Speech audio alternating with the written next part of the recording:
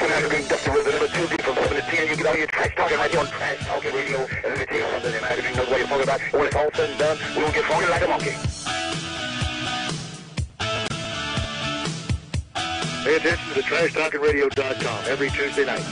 If you don't, this is Axe Demolition. We'll come to your house and kick your stinking door down.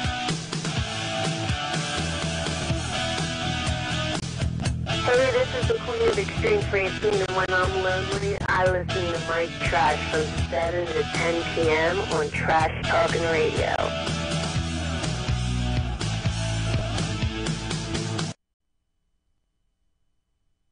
In 5, 4, 3, 2, live now. And during the few moments that we have left, we want to talk right down to earth in a language that everybody here can easily understand. Tuesday night from 7 to 10, if you don't listen to Trash Talking Radio on TrashTalkingRadio.com, you will feel the wrath and the fury.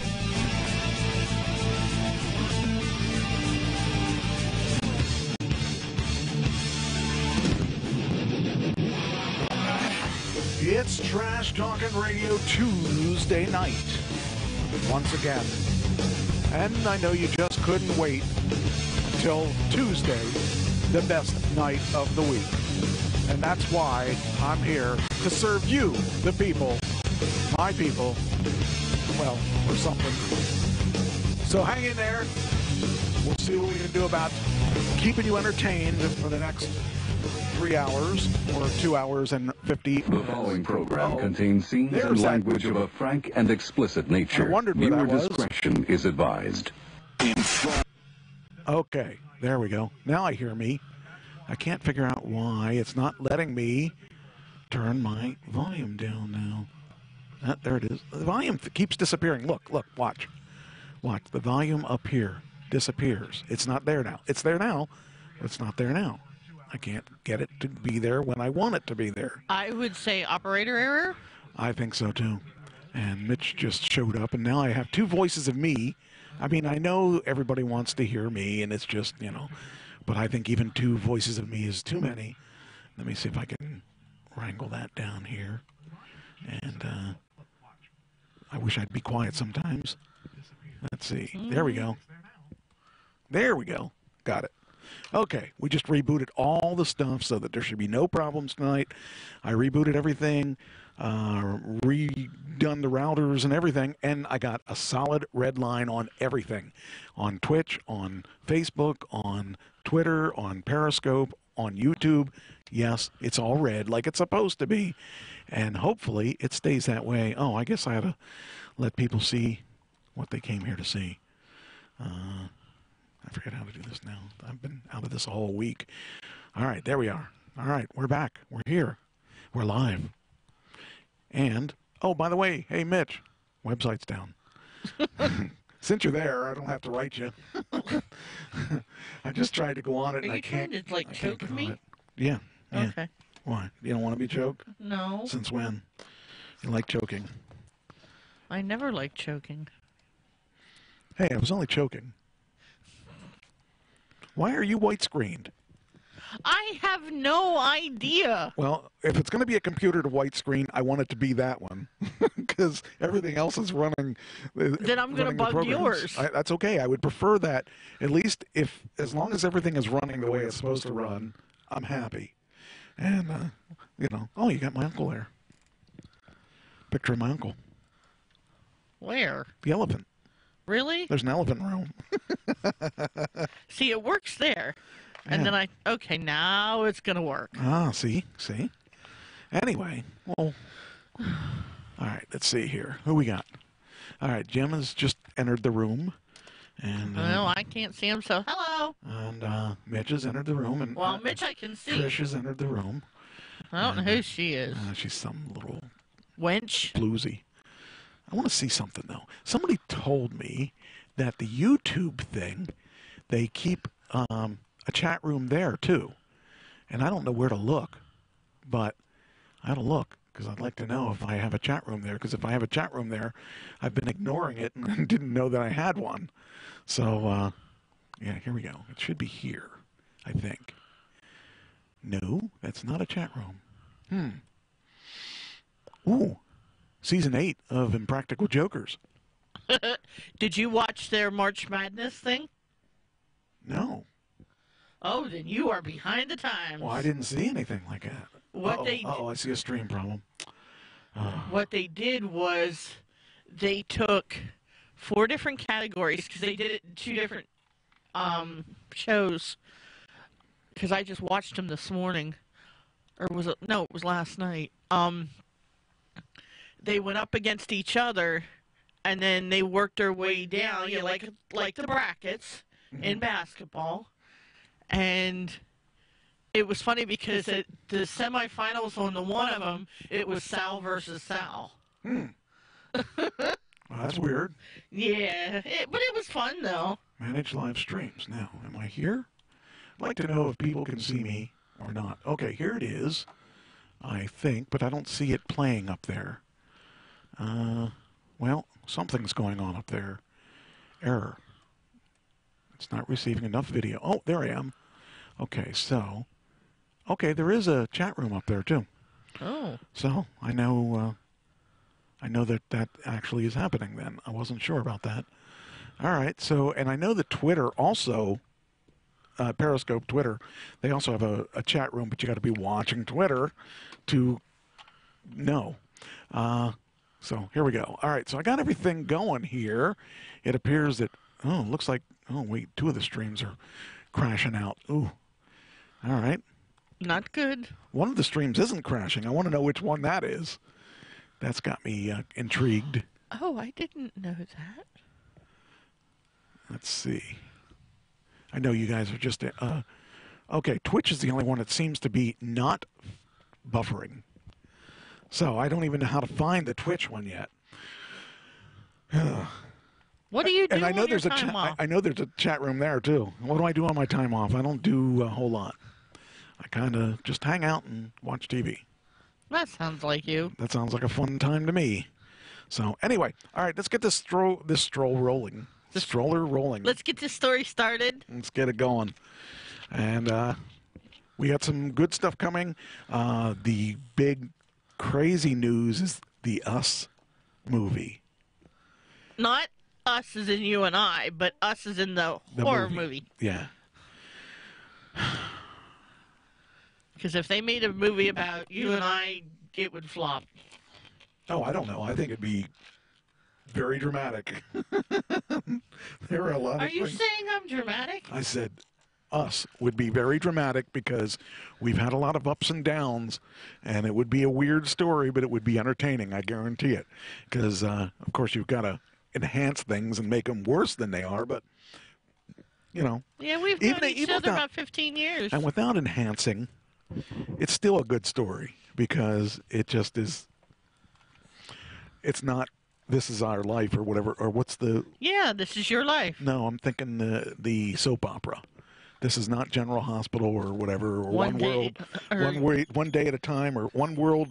As the world turns. That too, yeah. It's not one of those. And then there's Days of Our Lives. Yeah, we're a lot like... We got some pretty cool stuff, pretty bizarre stuff that happened in our lives, so... But I went off that boat because there were people that died in that boat, so I want to...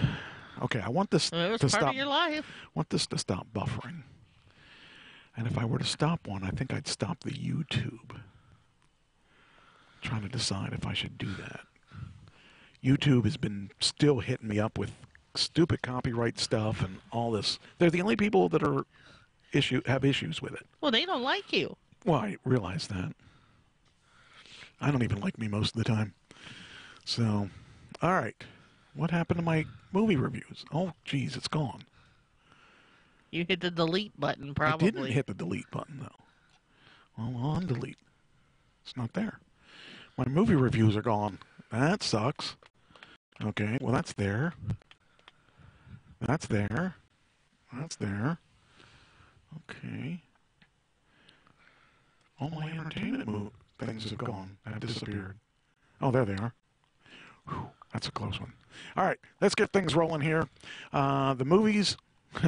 Let's talk about Us. I said it was going to be $22 million. Let's make a deal with me, and did $25 million, and it did $70 million. 71. Close enough. 70. It doesn't matter if it was 70 million or 50 million. You let's make a deal with me. So I got screwed out of that one. So you got a point there. There. The next time someone says, "Have you been screwed lately?" you can say yes. Well, you won that. So you got 1 point for that. Then we got the Captain Marvel, Wonder Park, and Us as the top movies. You said number 1 was going to be I don't remember. Captain Marvel. It was not. It was number 2. I said number 1 was going to be Captain Marvel. It was not. I said Us was going to be number 2. It wasn't. It wasn't. You said number 2 was going to be Wonder Park. It wasn't. We really botched that one. You won by 1, and nobody else got any points. That's all it takes. Because it just really screwed us up. I don't think we've had a week that was that bad in a long time. But here you go. 22 million is what I said. 25 million is what she said. It was 70 million. She wins by. She shouldn't even. I know that you've got enough pride that you won't even take the win because of it being off by 50 million. And what turnip truck did you fall off of? I'll take wins any way I can get them. It was funny that we haven't had one that was that far off, that was really that bad in a long time, that we didn't hit 1, 2, or 3. Am I right about that? 1. You said that was 2. Well, I got 3. Actually, I got 1 right. I got 3. We are live on TV by demand. Oh, well, that's fun. I didn't know that. Maybe I'll have to watch me on that. According to this. Well, that's good to know. The more places, the better. I want to see us everywhere, and that's why I do things for free, because I want to see. Let's go to TV by demand. I haven't been there in ages. Guess you need to get out more, don't you? Well, I get in my own little world, and let's see. TV demand by demand. There it is. There they are. Hey, woo-hoo! I remember those people. That's cool. Yeah, we need to get down and visit sometime. Yeah, I've been thinking about that. I haven't. Oh, hey, that's probably us right there. Buffering. Oh, I use that mixer thing. Uh-huh. Are we there? Is that where we're at? I'm waiting to see it come up. And of course, this is really screwing me up because I shouldn't use my bandwidth on looking at me. I would think that I would need something better to look at than me. So, okay. So What, you mean I'm not better looking than you? Right. Screw you! Oh, wait, I did on the movies. What? Oh. See, you don't even get it. Oh, okay. All right, this is not working for some reason, unless I'm in the wrong place. It's your bandwidth. It could be. It's possible that it is. Oh, now something. It's not coming Still up. not working. All right, let me save this. Save this location. And all right, let's go. Let's roll. All right. And actually, I could probably talk to him about making the scenery and that stuff. I can't figure it out. I'm driving myself crazy trying to figure that out. Short trip, isn't it? It's a very short trip. Not a pleasant trip. All right, so we'll cut this off just in case we're losing bandwidth. And our Twitch and all that are back up at full steam. So I'm going to eat it up by watching me on another screen. Like, I can't have enough of me. All right. So Us. Now we'll go to the next one. So this week we have 3 new ones. Oh, I hate it when there's more than one. Well, this isn't that bad. Okay. The reason being only one of them is going to be a big one, I think. So I'll save that and we'll talk about the first one. The first one is called The Beach Bum. Yay! Have you seen a trailer for this? Yes. I haven't. I don't remember a trailer for this. I do. And I keep trying to say, well, why don't I remember this trailer? So, Zac Efron's in that. Okay. And I know that Hey, it's got the word beach in it. Of course I'm going to know. it's got Matthew McConaughey in it. Uh-huh. And that's what I know. All right, here we go. Here's the trailer for The Beach Bum. And if I'm talking between this, I apologize. I'm just trying not to get busted by the idiots that are busting me all the time. The copyright police. Yeah, the copyright police, because I'm giving them free advertisement for their movie. I don't want to be harassed for it.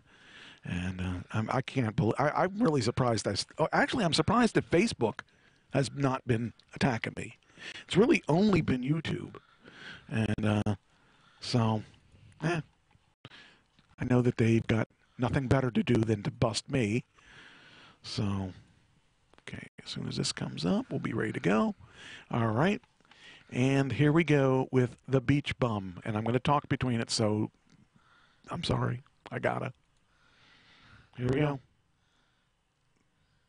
Here we go. That's what you said 2 seconds ago.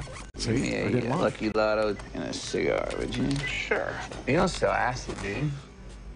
No. That's too bad, man. Oh, that's not him, is it? I read That's Matthew McConaughey. I like that I song. like a younger Matthew McConaughey. Moondogs from another dimension. I look like Snoop Dogg, too. Moondog? You look like shit. I look like I always look. What is wrong with you? I'm fine. Hi.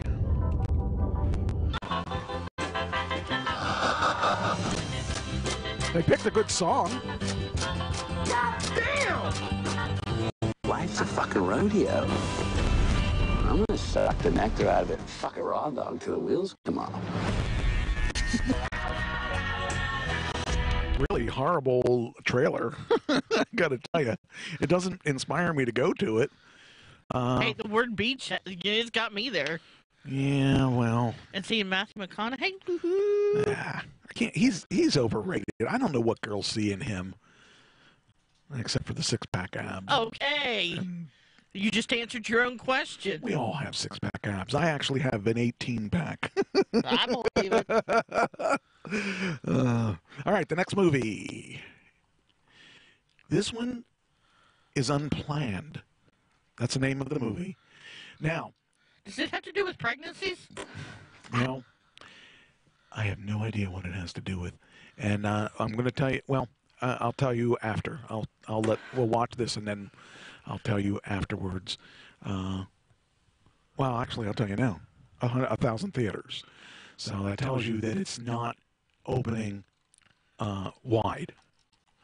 So anybody that How many theaters on the other one? I'll tell you after I Okay. save this. The other one is just wide. I don't know what that means. Wide means a lot, Okay. but it doesn't necessarily mean like 4,000 theaters like Captain Marvel was, but it says wide. All right. So here is the trailer for Unplanned. And I have no idea what it's about. Oh, wait a minute. I think I got it. Text BABY to 53445 for a sneak preview video. So let me use your phone and do it. Abby Johnson is in the other room. Oh, I don't know if it's him or not. He looks like the guy from Chicago FD. He looks younger. He may not be him because he looks a little young for him, but he does look like him a little bit. Nope, that's not him because I can tell by his voice it's not him. Our first order of business is to present Planned Parenthood's Employee of the Year Wow, you knocked that up. I mean, you knocked that out. I mean, award. Abby Johnson.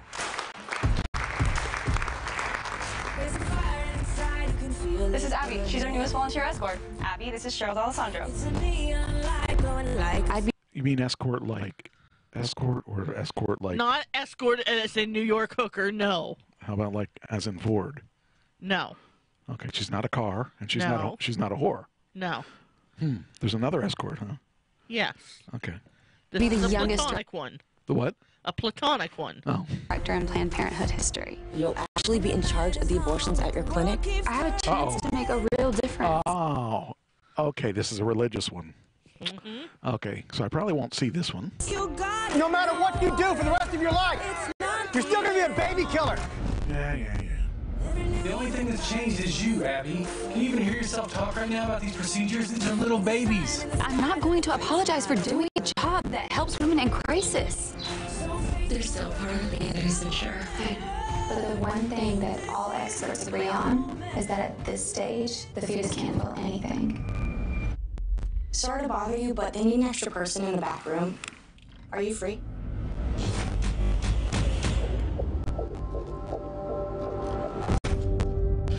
I saw it. It was like it was twisting and fighting for its life. We commend the souls of these hundreds of children. Oh, boy. And Lord, we pray to end abortion. You know what? I pray to end people that want to end abortion. I just think it's none of their business. You know, if you have a relationship with your higher power, if you believe in a higher power, okay, that's fine. But don't push your beliefs on me. I really appreciate what you've done for us. I'll not forget it. 22,000 abortions. How do I even comprehend that? Rough day at the office. You can say that. You're making a mess.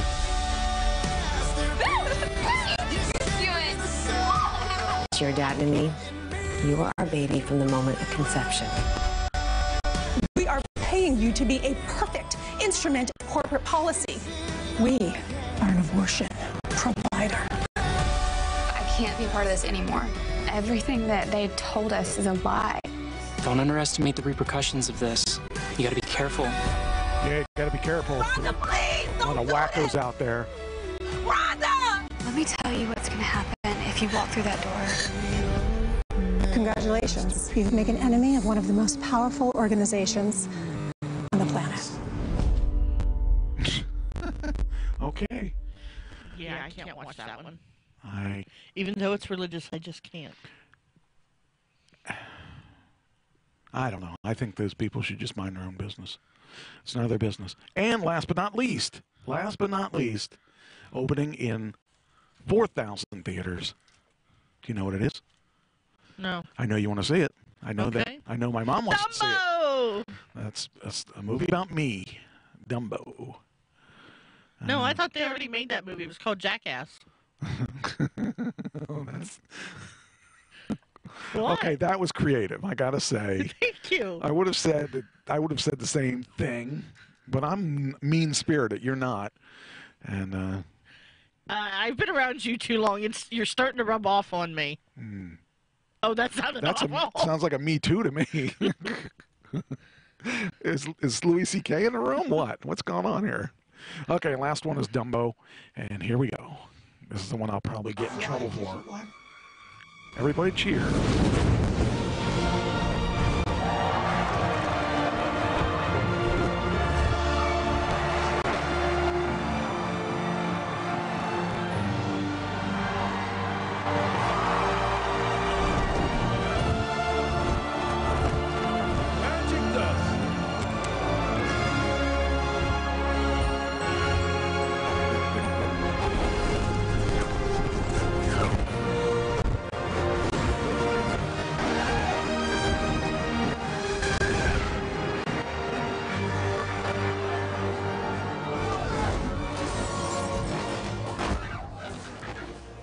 He's a little bit out of control.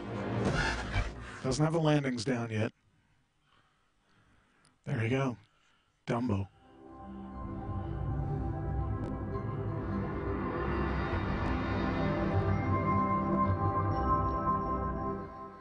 All right. Could be a good movie weekend. All right, you got your numbers? I got my numbers already. Yes, I have to set somebody straight here for a minute. Set somebody straight? Yeah, because your original favorite daughter of mine said you're not mean. Me or you? You. I'm not mean? She says Mike is not mean. Oh. I said, you haven't been around him lately, have you? I guess she's my favorite daughter again. Mike is the best. How much are you paying this girl? That's not cheap. Maybe she'll be the next Mrs. Trash. You never know. No. Hey, she's been married twice. She knows how to do it. No, she isn't. She's only been married once. Oh, there you go. And if she's smart, she won't do it again. With the wrong person. Yeah. I think Hey, she's been following me, so she's bound to do it to a wrong person the second time. If she follows, like mother, like daughter. I know that true. Oh, yes, I have my numbers. You do. All right. Yes. All right. Give them to me. Number 1. Dumbo. Yeah, I figured that. Copycat. How much? 50 million. This is one of those that I am not sure where to go with this. I put 80. I'm not really sure where to go because out there is still lurking. So what should be 65? So we haven't it's had right. that. We've yet to have that happen though. We've not had a definitive answer. So I guess I got to flip back there. All right, so 50 million. I put 80 million. All right, number 2. Beach bum. That's what I put. We're going to be relying on the amounts. Okay, go ahead. 20 million. 20 million. See, I don't know. I just don't believe that's going to do that well. But you know, Matthew McConaughey and the. Well, Matthew has been really tanking on the movies lately. Okay, your last one would have to be then Yes. The Unplanned, and what is that? I'm going to say 5 million because I just don't. No, I can't. All right, so, you said number 1's Dumbo at 50 million. I said 80 million. You said Beach Bum is number 2 at 20 million. I said 10 million. Mm-hmm. Unplanned is 3 at 5 million. I said 3 million. So, there we go. That's going to be an interesting fight. All right, last but not least, what is the big 3 for the week? Okay. I already have mine chosen, so. Wait a minute, I can look at something. Okay. And I'll tell you what, this is another hard one because I don't know what to do. Okay. I'm going to say for the top 3, Dumbo's first. Okay, that's what I said. Us second. That's what I said. And Beach Bum is third. Oh, good. There's the difference. Okay. You said Beach Bum is third. Okay. I said number 1 was Dumbo. Number 2 was Us. 3 was Marvel. Captain Marvel. That's possible. That's a throwaway. I don't have a Right, clue. because they've already been in there 3 weeks. Yeah, so. but that's why I don't know that where, because last week Captain Marvel was at, you just closed it. Oh. It had dropped down significantly. I think it dropped down to 20-something, if I'm not mistaken. 34. Oh, 34? Yeah. So this week it'll probably, I'm thinking it's going to be 15 to 20. So I don't know. This one's going to be... Guess we'll find out. Yeah, there's a lot of throwaway movies. I think that Unplanned and Beach Bum are kind of throwaway movies because they weren't really big budget. They didn't really have any... And they came out against this big blockbuster. Right. So I'm not sure. But anyway, that puts us where we're at. I think I'm going to do the R.I.P., the Deadpool, because if I don't, well, I forgot to do it, and I really wanted to do it. So we'll start with this one legendary wrestler. Oh, what happened here? You messed me up. No, I didn't. I'm innocent. There it is. Okay. Legendary wrestler Willis Kirby, Roger Kirby, as known by the wrestling world, has left this planet. And to be honest with you, I didn't remember him, and I should have remembered him, but I don't remember him or anything about him. So I can't really talk too much about him because I really don't remember anything about him. All right, come up. I need you to do what you're supposed to do. Come up. There we go. All right. He did a lot of work in the Von Erich camp. I know that. But I don't know much about him. Cauliflower Alley Club. Oh, these stupid ads. Come on. Okay, here we go. Cauliflower Alley Club took to Facebook to announce that Willis Kirby, better known as Roger Kirby, in the ring, passed away at the age of 79. Wow. Kirby recently suffered a bad fall that left him with a broken hip and led to doctors to discover that he has stage 4 pancreatic cancer. He developed a case of pneumonia that ultimately brought on his passing. Now, that's how my brother's cancer started, was pancreatic. That's what Alex... No, it wasn't pancreatic, was it? It was... brain. No. It started... Bladder. That's right. Okay. Kirby leaves behind a wife. There's 7 children. 7 children? What? Why are people having 7 children? There's no reason to have 7 children. Anyway, this is a little clip from Von Erich and Roger Kirby. Dunkirk, Indiana. Just a little bit. I'm not going to play the whole thing. Roger Kirby. Okay, I kind of remember him. Did he sell vacuum cleaners? Weighing 235 pounds, Kevin Von Erich. Referee Lee Warren. Those Von Erichs, they were great. Roger Kirby squares off with Kevin Von Erich. Quite an opener on Wrestling at the Chase.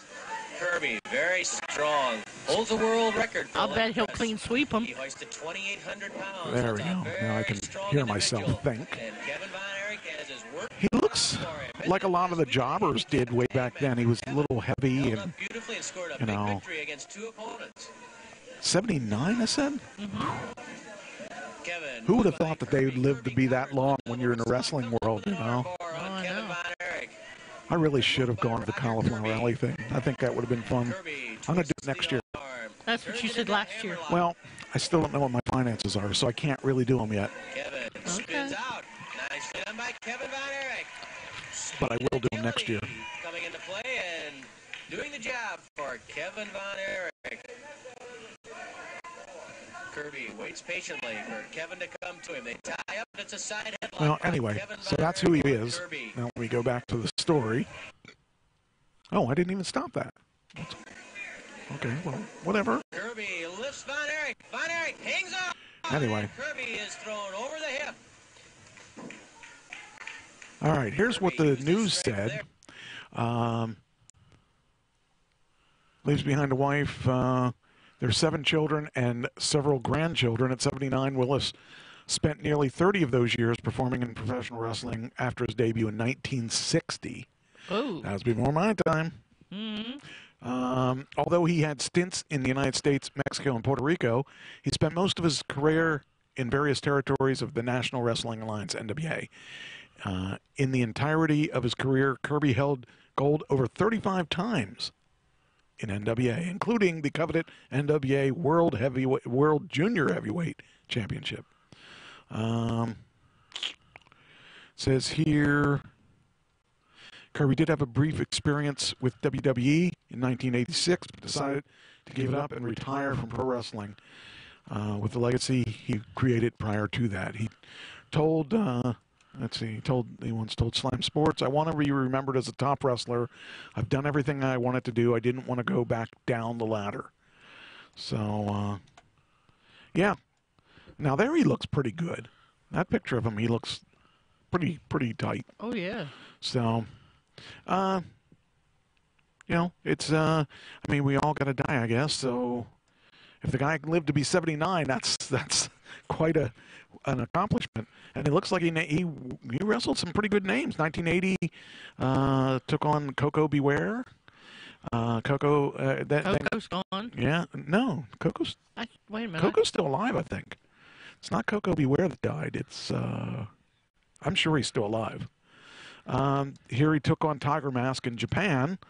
Here he took on, I don't know who, I can't really tell who that is. There's another Japanese thing. Here's WWE.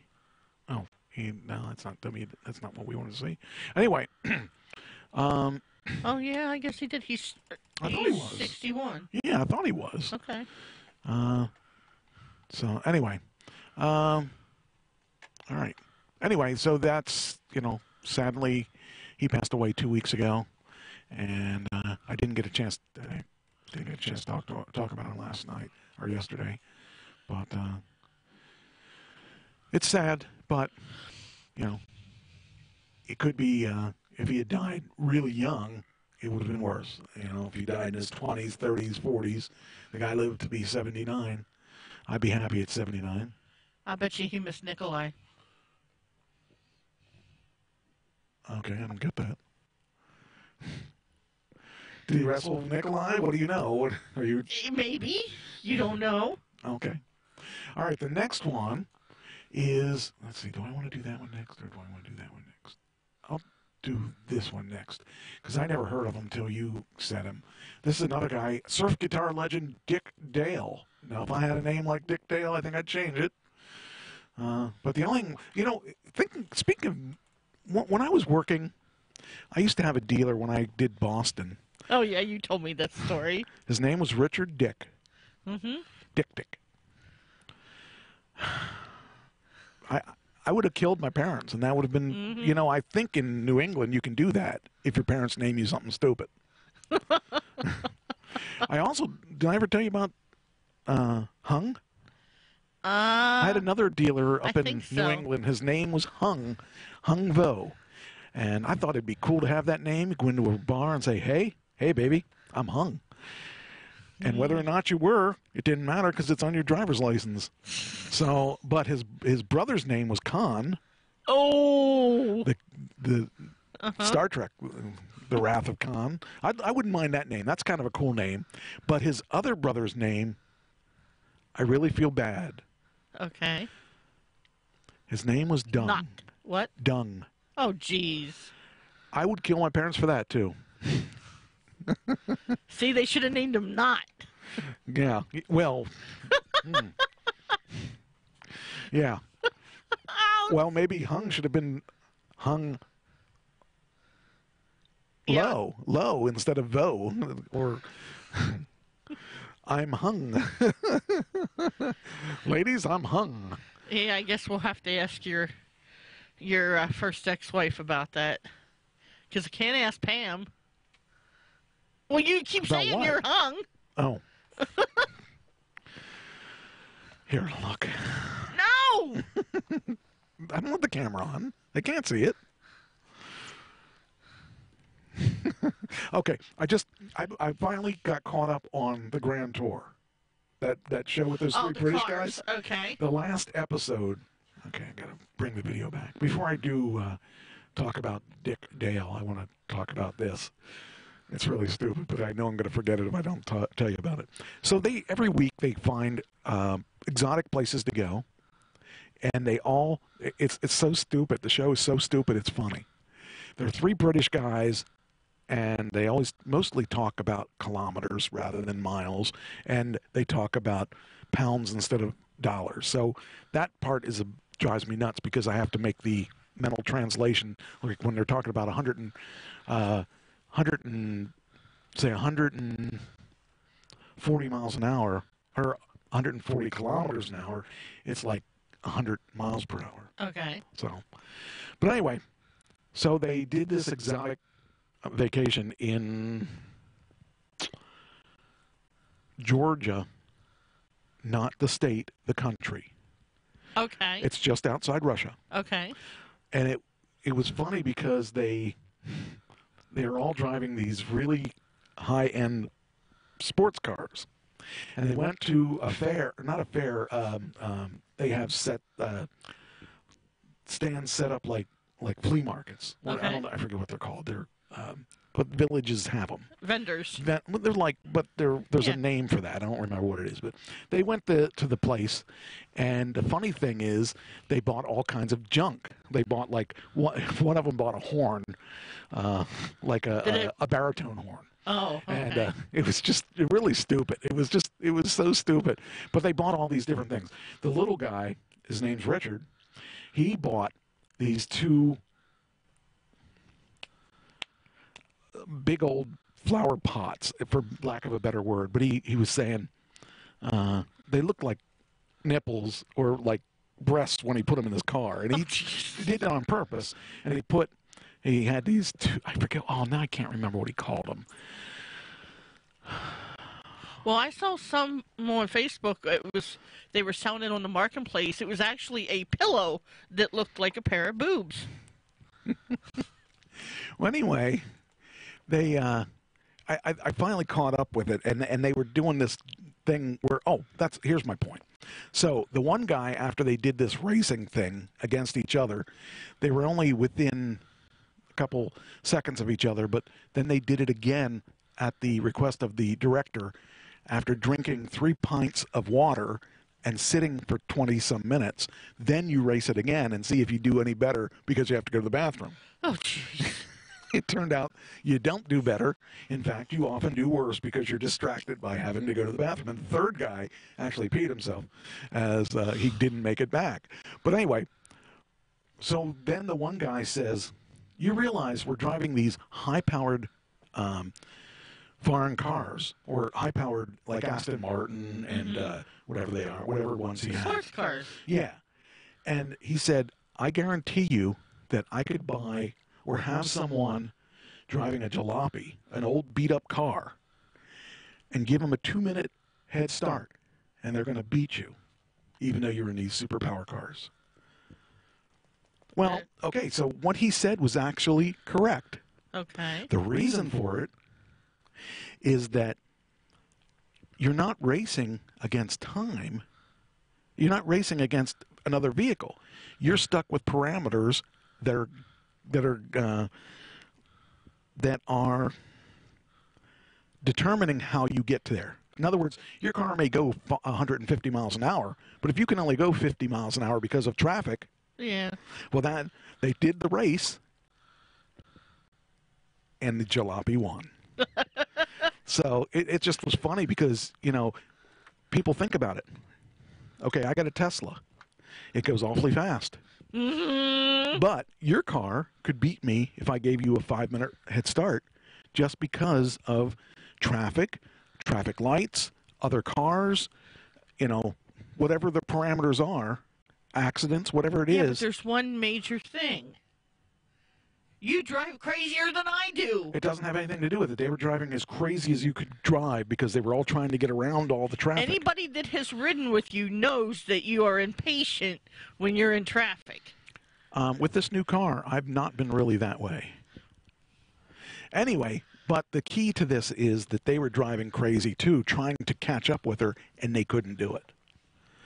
So, okay. I thought it was interesting, but I've heard that before. You could actually, Mythbusters did that. They took a couple cars out and they put them in traffic to see if you get to traffic, if you would get to your destination faster if you stayed in the same lane, or if you changed lanes and tried to go as fast as you could. The guy that didn't change his lane made it there in about the same time. Yeah, because it takes a few extra seconds to change lanes, where they say the path of least resistance is a straight line, the shortest distance between 2 points. So as long as you're not moving all over the place. Are you a scientist? No, I just play one on Tuesday night. That's not the real reason. The real reason is every time you get into your lane, it slows down. And the other lane goes. Only when I'm in front of you. No, I'm talking about me, actually. I'm talking about, like, the only time that the reason it slows down is everybody wants to slow me down. The man's trying to hold me back. And that's why they say, oh, you slipped to that lane? We'll slow that lane down then. I know. Anyway, back to our normally scheduled program. Surf guitarist Dick Dale. I really don't know anything about him, but he does have a lot of stuff that is out there. And Dick Dale died at 81. Talk about another guy that survived the odds. 81's a pretty good, if I have to live 25 years to use all my money up. Okay. That's going to make me in my 80s. Cool. I'll be happy if I make that. Considering you said you wouldn't see 50. Well, I'm really surprised that I should be 50 this year. Again. Uh-huh. Anyway, I will tell you this. Short of the losing of Pam, I'm probably the best mentally I have been ever. Other than losing Pam. Everything is falling into place, and I'm able to do more things. I feel better because I can plan. I feel Relieved. less tension than I've ever felt.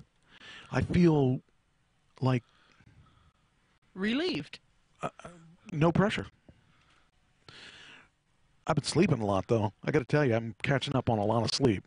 And I was away last week, and I was pushing myself. I was gone till late at night. I was early in the morning till late at night, and I was coming home, and I was getting cramps in my feet, and I was like, but whatever the problem was with my foot prior to that, remember I had a problem? It's gone. Good. I think it was a cramp. It seemed weird because I think I walked out the cramp. So I had a cramp that was like 4 days old, and after walking around, I was okay. Anyway, the electric guitar pioneer Dick Dale died on Saturday at the age of 81. That was 2 weeks ago, I think, May 18th. Despite the number of health challenges over the decades, including diabetes and kidney disease, Dale maintained a steady touring schedule until the end of his life. Now, there you go. That's the perfect life. You wanted to be a guitarist, you wanted to be a rock star, and you did it till you died. There you go. I wouldn't mind that. I bet you he partied like a rock star. Maybe not. You'd be surprised how some of these guys actually cleaned up their acts and actually were less promiscuous than you expect them to be. So I think it's kind of cool. He lived a nice, good, long life. It says here, no cause of death has been revealed. I would say the cause of death was old. You know, natural causes. Yeah, I mean, when you talk about someone that's 81, you're probably going to be, you know, he did good. He did good to get there. Said commented on the legend status and became a pop star in the '60s with his reverb-laden instrumental, Miss Lou, Egyptian Girl. Is what it meant, I guess. It was the most famous tune of the surf rock era. Now, I don't know a lot about the surf rock era. Well, see, that's why I wasn't sure maybe if he did something that you would recognize. He may have, and I would have to research that to see. I really, when you told me about him, I couldn't think of anything that I remembered him for. Okay.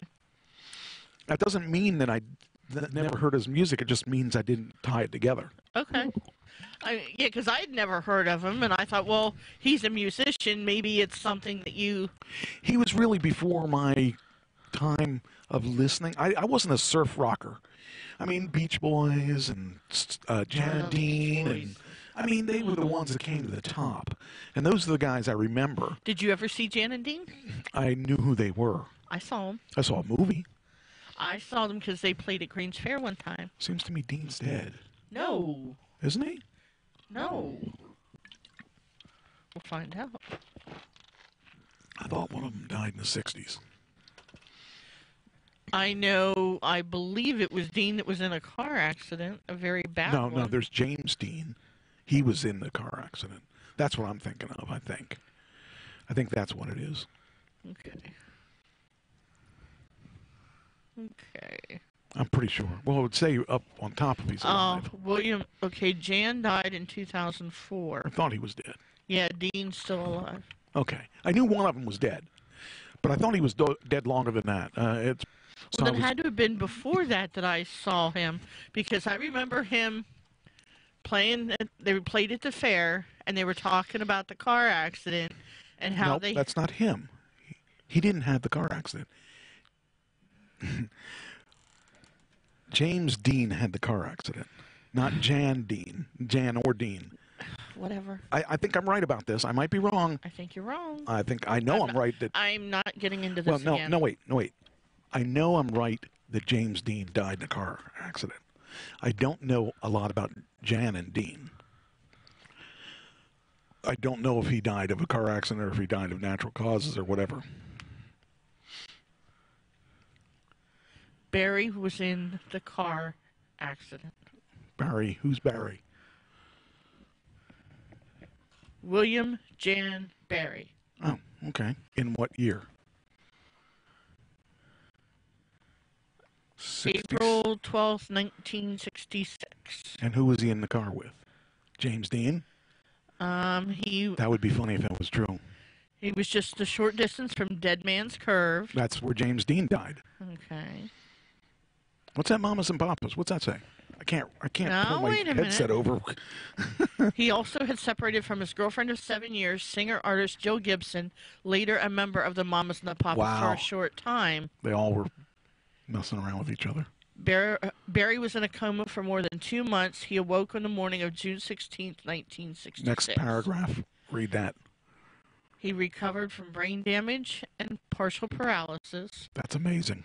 Yeah, because I can remember they were talking about it, and they had said, like, when they were performing, they had to have his words in front of him to the songs because he couldn't remember them any other way. I can relate to that. I can relate to that. I'm better at it now, though. I'm better at remembering them now because I'm able to practice my songs better. Yeah, and you have little cue cards. Yeah, but I'm getting better at that. I actually, the songs are sticking in my head better. Anyway, back to him. One of the first artists to road test the Stratocaster. He collaborated often over the years with Leo Fender on new instrument and amplifier designs, helping push the instrument forward and pave the way for modern players. In 2015, Dale proclaimed that he can't stop touring because I will die. Physically and literally, I will die, he told the Pittsburgh City Pager. And here is a song from the Ed Sullivan Show, just to tell you what he did. Now here's the youngster you read about recently in Life magazine. Really big shoe. Okay there, Dick? Okay. Here from Boston and Quincy, Mass, and now the coast. I see Amy Susan. So let's have a fine hand. So this is the guy. I mean, it sounds like every other surf song I've ever heard. they all kind of sound the same. Yeah, I'd never heard of this guy, and I'm listening to it now, and I never heard this song either.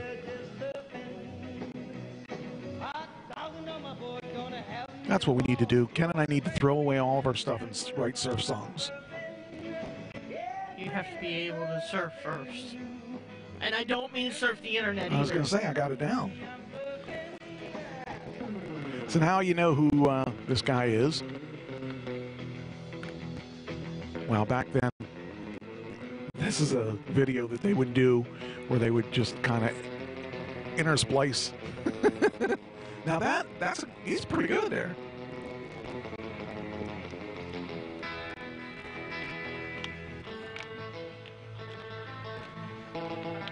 I like it.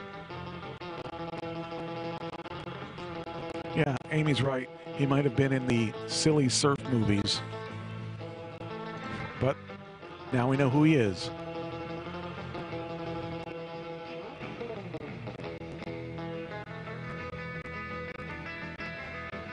And the third person who died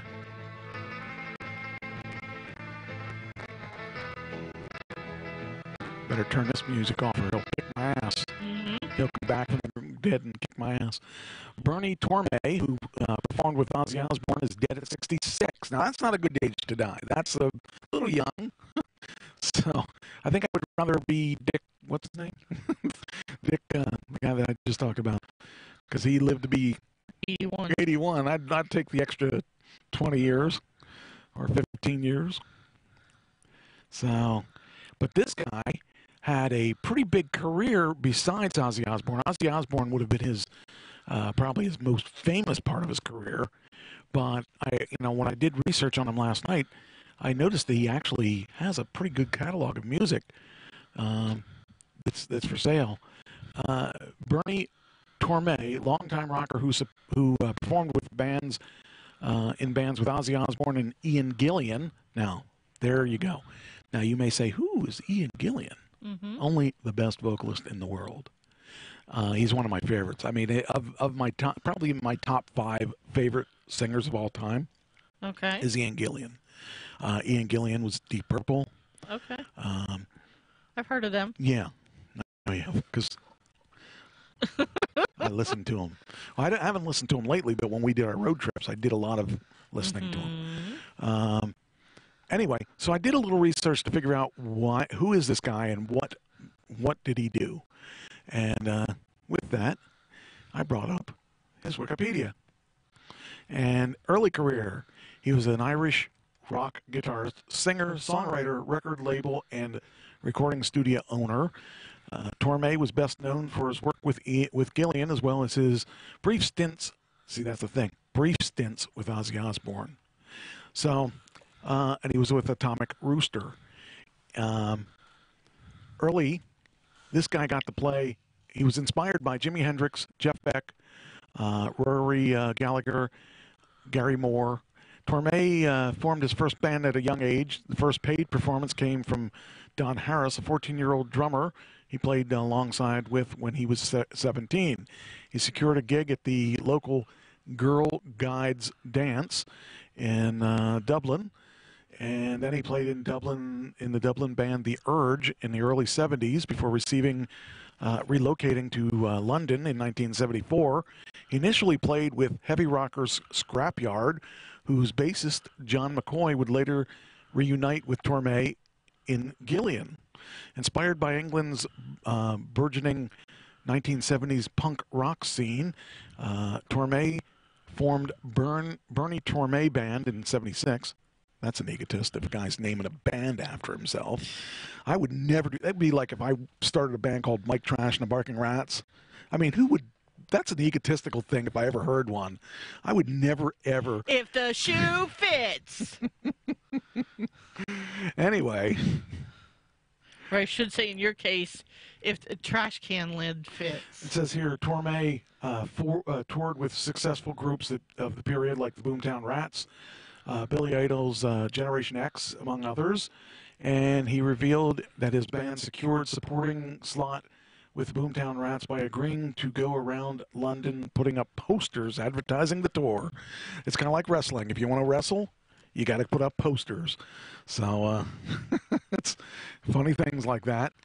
Anyway, frustrated by the lack of commercial success, Torme accepted the invitation of former Deep Purple vocalist Ian Gillan in 1979 to form his band, Gillan.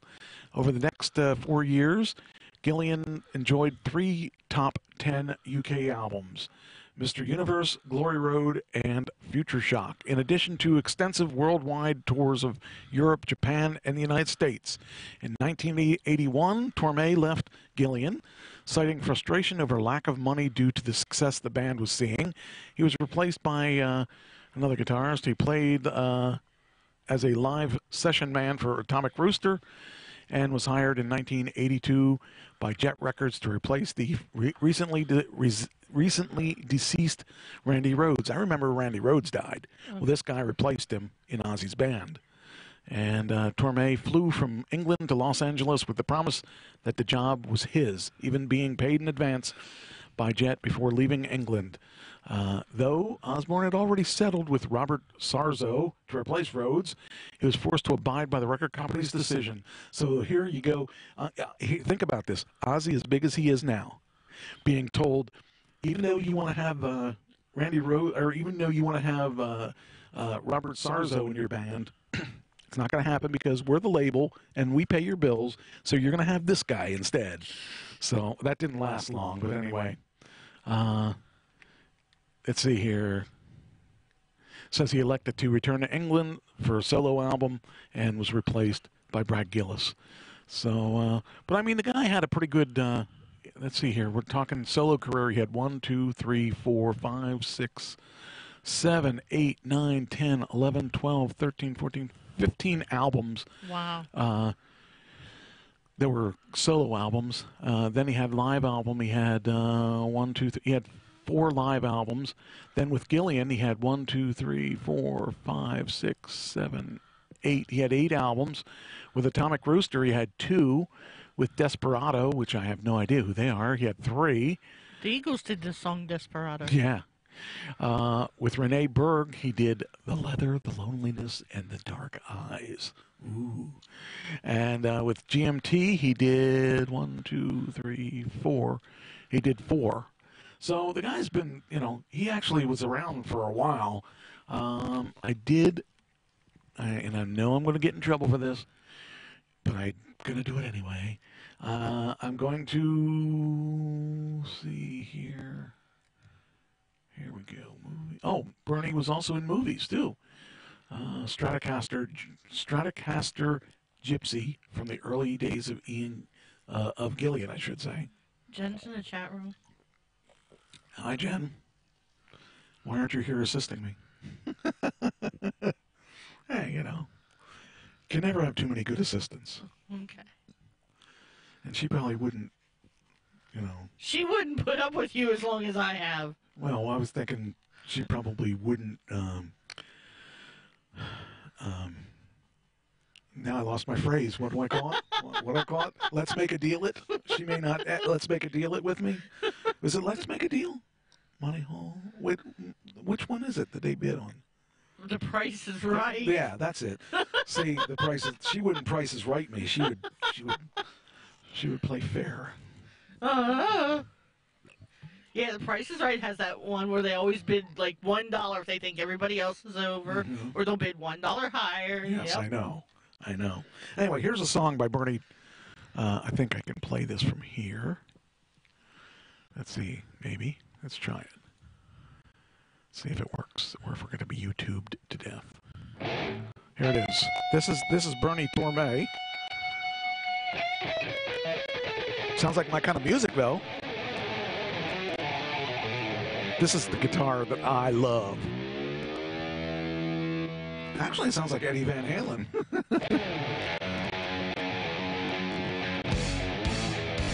I think I'd like this guy. Oh, I would definitely like this.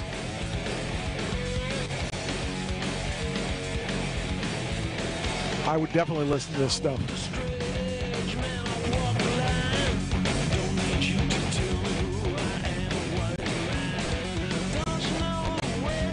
You should come to me for good lyrics.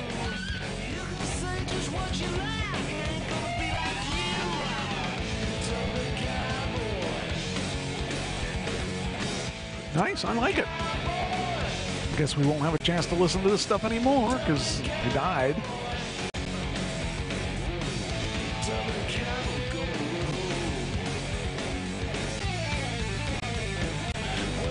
This guy has these posters of himself on the wall. Wouldn't see me doing that. Anyway, that's who Bernie is. I actually think I would like his music. I have to check out. He has a lot of albums, though. All right, so we did that. We have one more death to talk about. He's not a celebrity, though. What's this? Oh, yeah. He's not a celebrity, but I wanted to kind of talk a little bit about this guy's death because it's kind of important that we not forget that even when there is a shooting, that's not the end of the story. If someone dies in a shooting, let's say a school shooting, because that's what I'm talking about. Okay. Do you remember Parkland, where the kid went and attacked all the fellow students? This was about 2 years ago, give or take, and he killed like the most students than anybody killed. Well, anyway, he didn't kill this kid. This kid died from depression from the shooting. And actually, the headline is, for the second time in a week, a Parkland student has died in a suicide. So what I'm saying is that even though the kid didn't die from the suicide, he died from, I should say, let me back up. He didn't die from the gun. He died from depression from the suicide. And like I said, this is not, this is the second time in a week that someone killed themselves over this Parkland shooting. And that tells you a lot about where we are in life, that people would give their life up because they can't handle what happened. And I think it's really sad that this person died. And I'm very sad about it. It says here, a second Marjory Stoneman Douglas High School student has died in what police are calling an apparent suicide. The student who was enrolled at Parkland, Florida school at the time of the death has not been publicly identified. The death occurred Saturday evening and is under investigation. It's unclear as to what circumstances the student died, or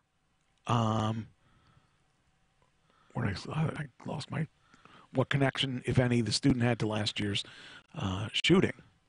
And chances are he didn't have any connection other than he was at the school. I mean, I know that when Pam died, I wanted to die. I just, it was too much for me. But she didn't get shot at. She died. And to be in a situation where it could have been you, and that's what I think it is. It could have been, it could have been me. Why wasn't it me? Why was it my friend Joey that died? Why was, all these questions come up. And it's such a hard thing to,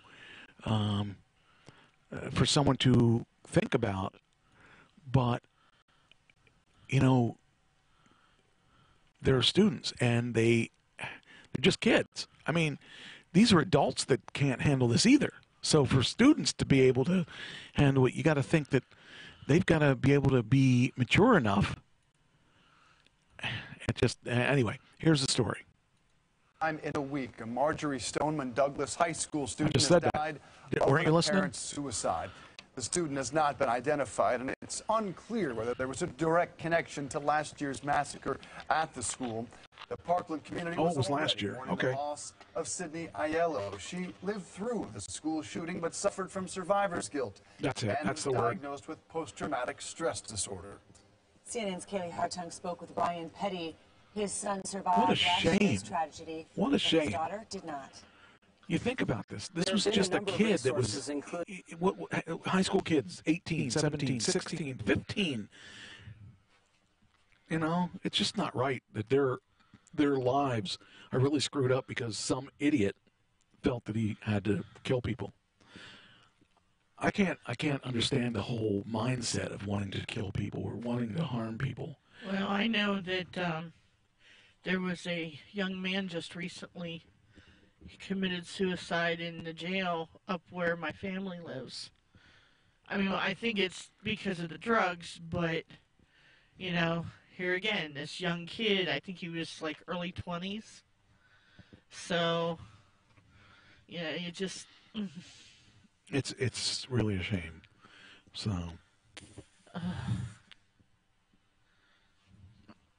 Okay. Anyway. Story. Keep going. Options for counseling, but unfortunately, sometimes there's stigmas associated with getting help for mental illness, for depression, and for anxiety, for the trauma that they've all suffered. And so, unfortunately, some students are not availing themselves of those opportunities, and some parents are not understanding that the risks of anxiety and depression. I can't imagine, being one of the people that were survivors of that. And it's really sad to me. I mean, these kids didn't reach out, or if they did, they weren't helped. And so call the National Suicide Prevention Lifeline, 1-800-273-8255. And if you're in that situation. The suicide hotline. I got to get a hold of Bruce. I think we didn't make it. I'll find out. I really think that we would have known by now. So I'm not not holding my breath. Someone you know might be at risk of suicide. I know we're playing the important one. That's the end of August. That's the one I really am looking forward to. Call the National Suicide Prevention Lifeline, 1-800. You guys are late. I already gave that. Anyway, so that's the one death that I really wanted to talk about because it was a kid, and it's just really sad. Okay, on to entertainment. See if the entertainment will be longer this time or not. I really got stuck in the entertainment area last week, and I'm sorry about that because we wanted to talk about more than just that, but we just had a lot of entertainment stories. I'm probably going to scoot out of here in about 15 minutes. 15 minutes? Yeah. You can't leave that early. Watch me. You can't do it. I've been up since 3 o'clock this morning. Oh, wow. I've been up since, I don't know. Yeah, exactly. Well, I was up at 4. I was up at 6. I was up at 8. I was up at 9. I've done the same thing. That's the story of my life. Mm-hmm. But lately I've been sleeping better, but this not since this conference thing really threw me off, threw my whole schedule off, and it threw me off. Anyway, Walking Dead had a ton of people that died on Sunday. If you didn't watch Walking Dead, spoilers. It's really, really, well, it is. I'm going to give a slight spoiler, but the important thing is that this season of Walking Dead has really, really, really been good. It showed not only did it show Rick disappearing, it showed the communities starting to rebuild. And, you know, you have the Kingdom, and you have the Hilltop, and you have Alexandria and Oceanside all working together, trying to help each other. They had a trade fair and all that stuff, all positive things, but the Whisperers are evil. And they not only killed 10 people, but they chopped their heads off and put them on posts. And the lifelike look of the heads were really good. Do you know who Brett Butler is? She was a comedian in the 80s. In the 90s, they gave her a TV show. I can't remember what the name of the show was, but Brett Butler was one of the people they killed. And she was one of the characters I really liked. It was a shame she died. They actually, so they have the comic books and they have the TV series. The comic books and the TV series are parallel on most things. The difference is that I think in the comic books that Carl's still alive, and he died 2 seasons ago in the TV show. Okay, because I'm looking at the Wikipedia for Brett Butler, the actress. Yeah. She had her own show, and I want to say, I could be wrong in the time frame, but...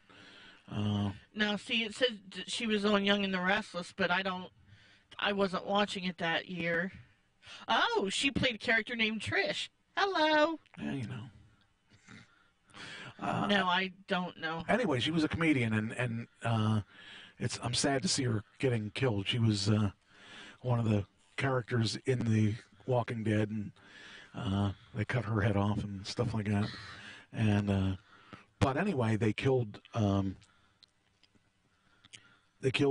king's son, which I was kind of glad. His name was Henry. I was glad they killed him because he just annoyed the living daylights out of me.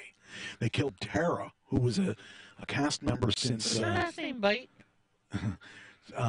She was a cast member since, like, season 4. Okay. They're on 9 now. They killed her off. But in the comic book series, they killed all different people. They killed Ezekiel and a bunch of main characters that way. I kind of like that they didn't kill Ezekiel, because I like Ezekiel. He's one of my favorite guys on there. And but anyway, so... next season's supposed to be even crazier, but I really like what they're doing with the walkers, with the Whisperers, and I gotta say, kind of scares you a little bit because that world is even though it'll never happen, is kind of scary the way they are doing it. But anyway, next thing.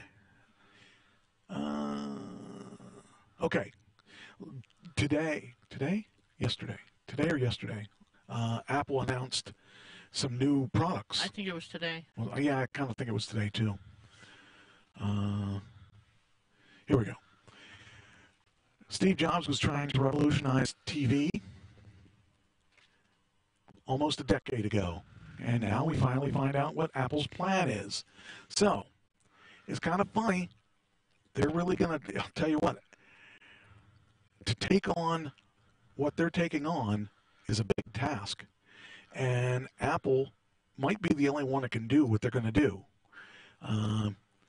They're going to create their own Netflix, their own Netflix station, but they're going to have original material. So at this point, they're not going to try to get the Friends episodes and stuff like that. They're going to start out with their own stuff. The reason I know that is I tried to figure out if I could submit my script. I can't submit my script, but that's another thing. I am submitting my script to Warner Brothers. Okay.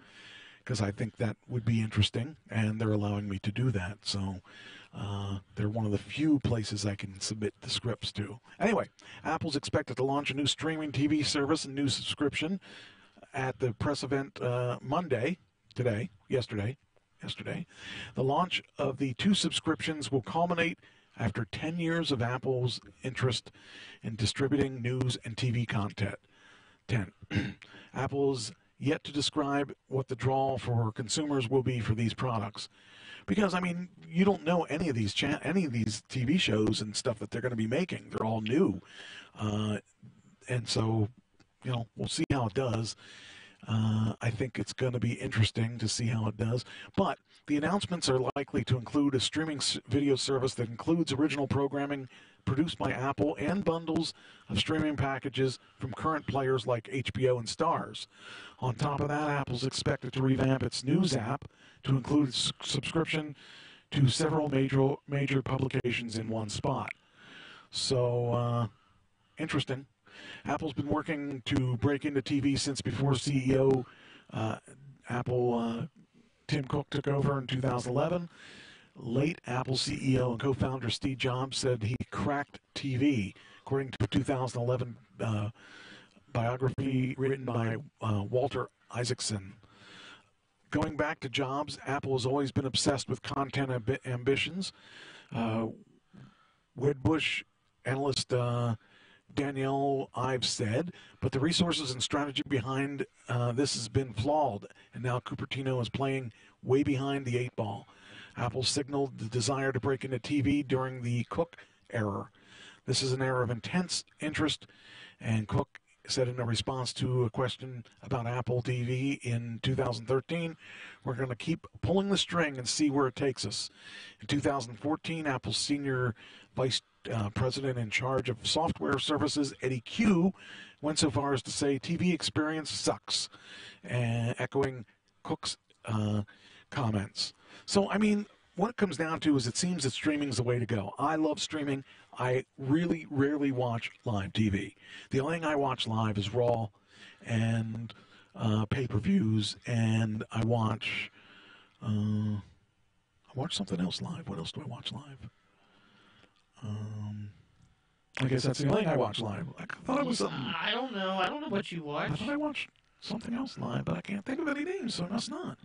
Anyway, I love streaming, and I love binge watching, and it's nice to have not have to wait next week. Oh, I got to wait like now I got to wait for stupid Walking Dead. But they're coming back in June, so that means they ended last night, and they're coming back in a couple months. So I'm good with that.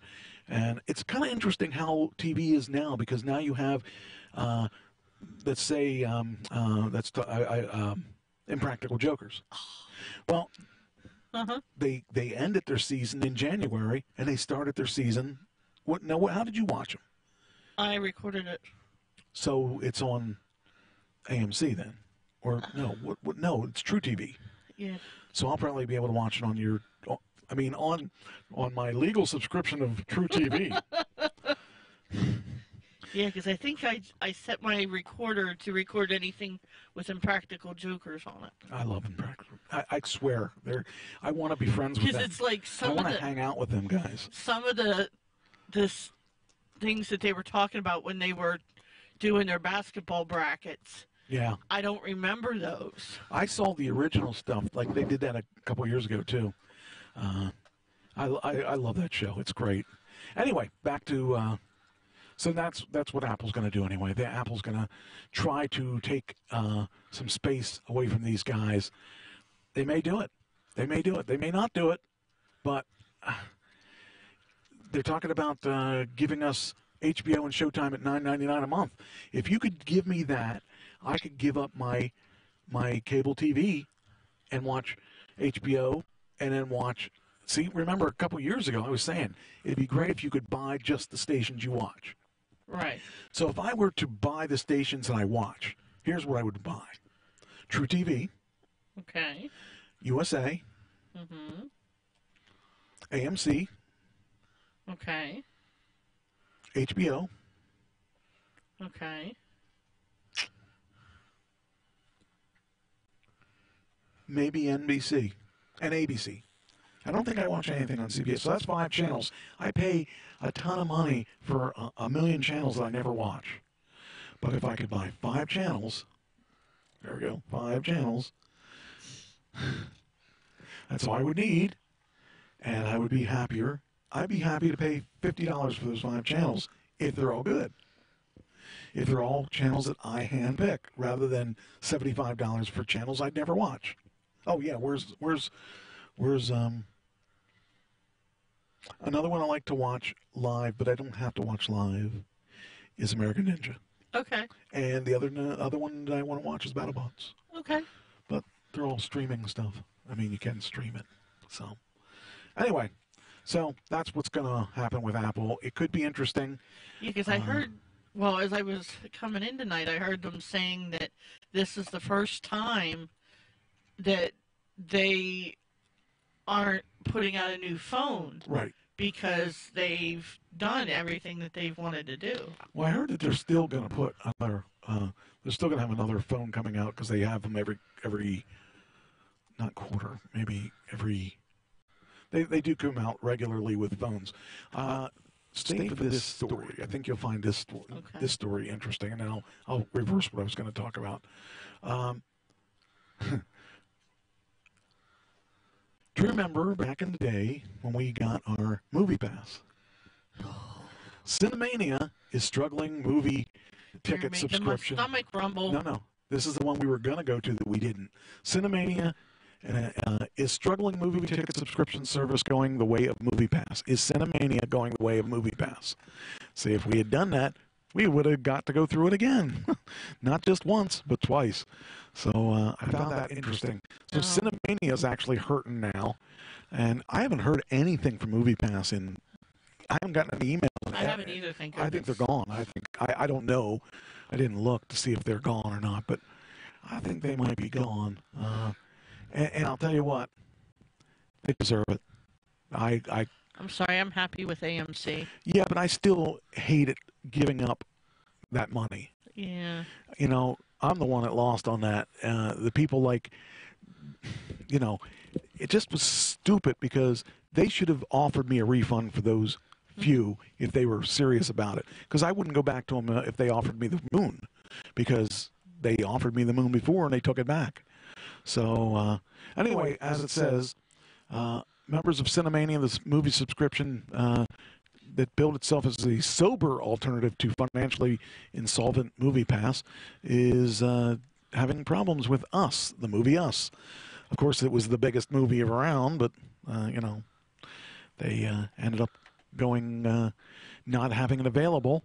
Because it wasn't, and it wasn't because it sold out of theaters. For 3 days, members were unable to purchase tickets through the Cinemania app, which has produced an endless spinning loading sign at the time of. Doesn't that sound familiar? That's what we just got. Well, actually, our app didn't spin. Our app just said, "We're not going to give you that movie. If you want a movie, you know, you can go to one of these." And then eventually, they didn't even have one of these. They had no movies.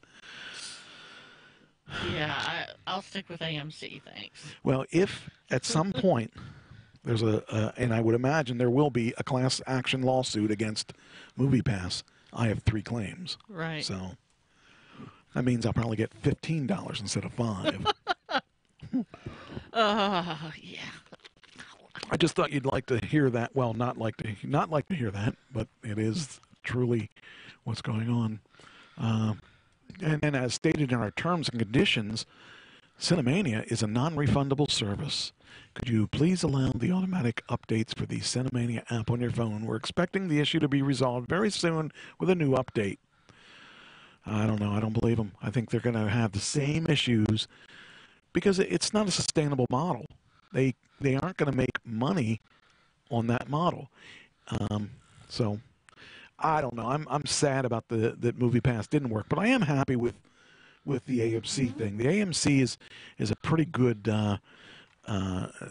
alternative to what we're. Oh wait, now I can see it using.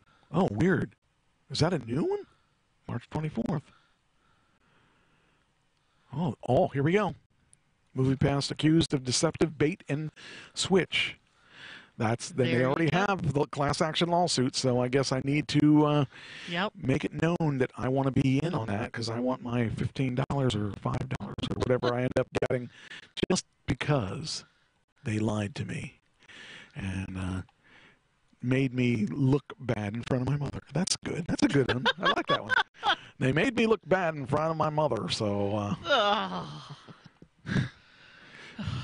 It says, if you ever logged into the MoviePass app and been disappointed that there were no screening options available, you're far from alone. 2 satisfied customers have filed a class action lawsuit against the beleaguered company.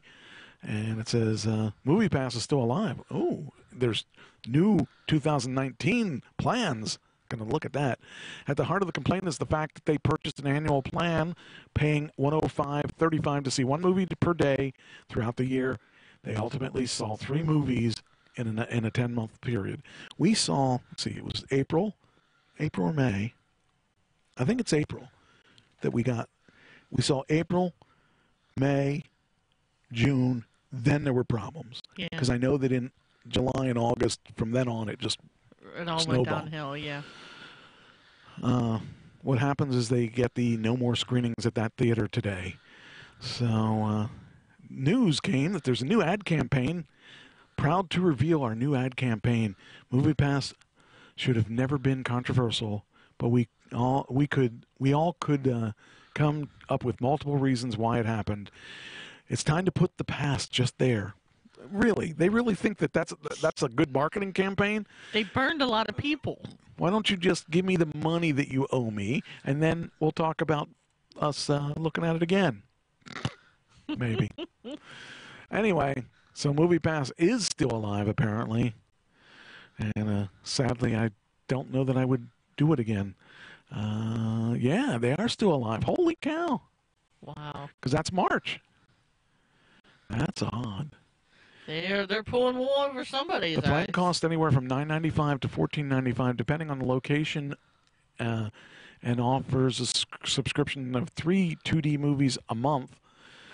3 instead of 4, instead of one a day, Right. 3 a month. And additionally, films on the select plan are not available to MoviePass on their opening weekend. I could deal with that. The all access plan is priced between $14.95 and $19.95 and includes 3 2D at any month. But $19.95, we're paying $19.95 and we get 3 a week. Yeah. Why would we go to that? That doesn't even make sense. So as far as I'm concerned, if anybody out there goes with MoviePass, you're not allowed to listen to the show anymore. Oh, really? That's it. I refuse to. I'm gonna figure out where you're at, and I'm gonna block you. Block that IP address. You're silly. You think I wouldn't do that? Uh-huh. I can heal out on people. I'm sure you could. You'll get your chance next month. I don't know. Maybe he's not going to use me. You never know. I don't know. I gave him some options. So, anyway, this is all good stuff, but, oh, what's that? Is that an ad? That's an ad, right? Yeah. All right. All right, you can go now if you want. Yeah, just 4 o'clock comes off early. I'll make it on my own. It'll be tough. Hey, considering I might not have been here at all. I wasn't expecting to be here because I had, because you said you didn't think you'd be here. I made sure I had enough material to last a long time. Yeah, well, this getting up every couple hours is not working for me. Well, don't do it then. Yeah, you tell that to my bladder. Well, you need to fix that. Stick a plug in it. Right, I shouldn't say that because I have to do that once every hour. Anyway. All right, now I'm all alone with you people, so if you want to get kinky, we can do it now. We just can't tell her about it.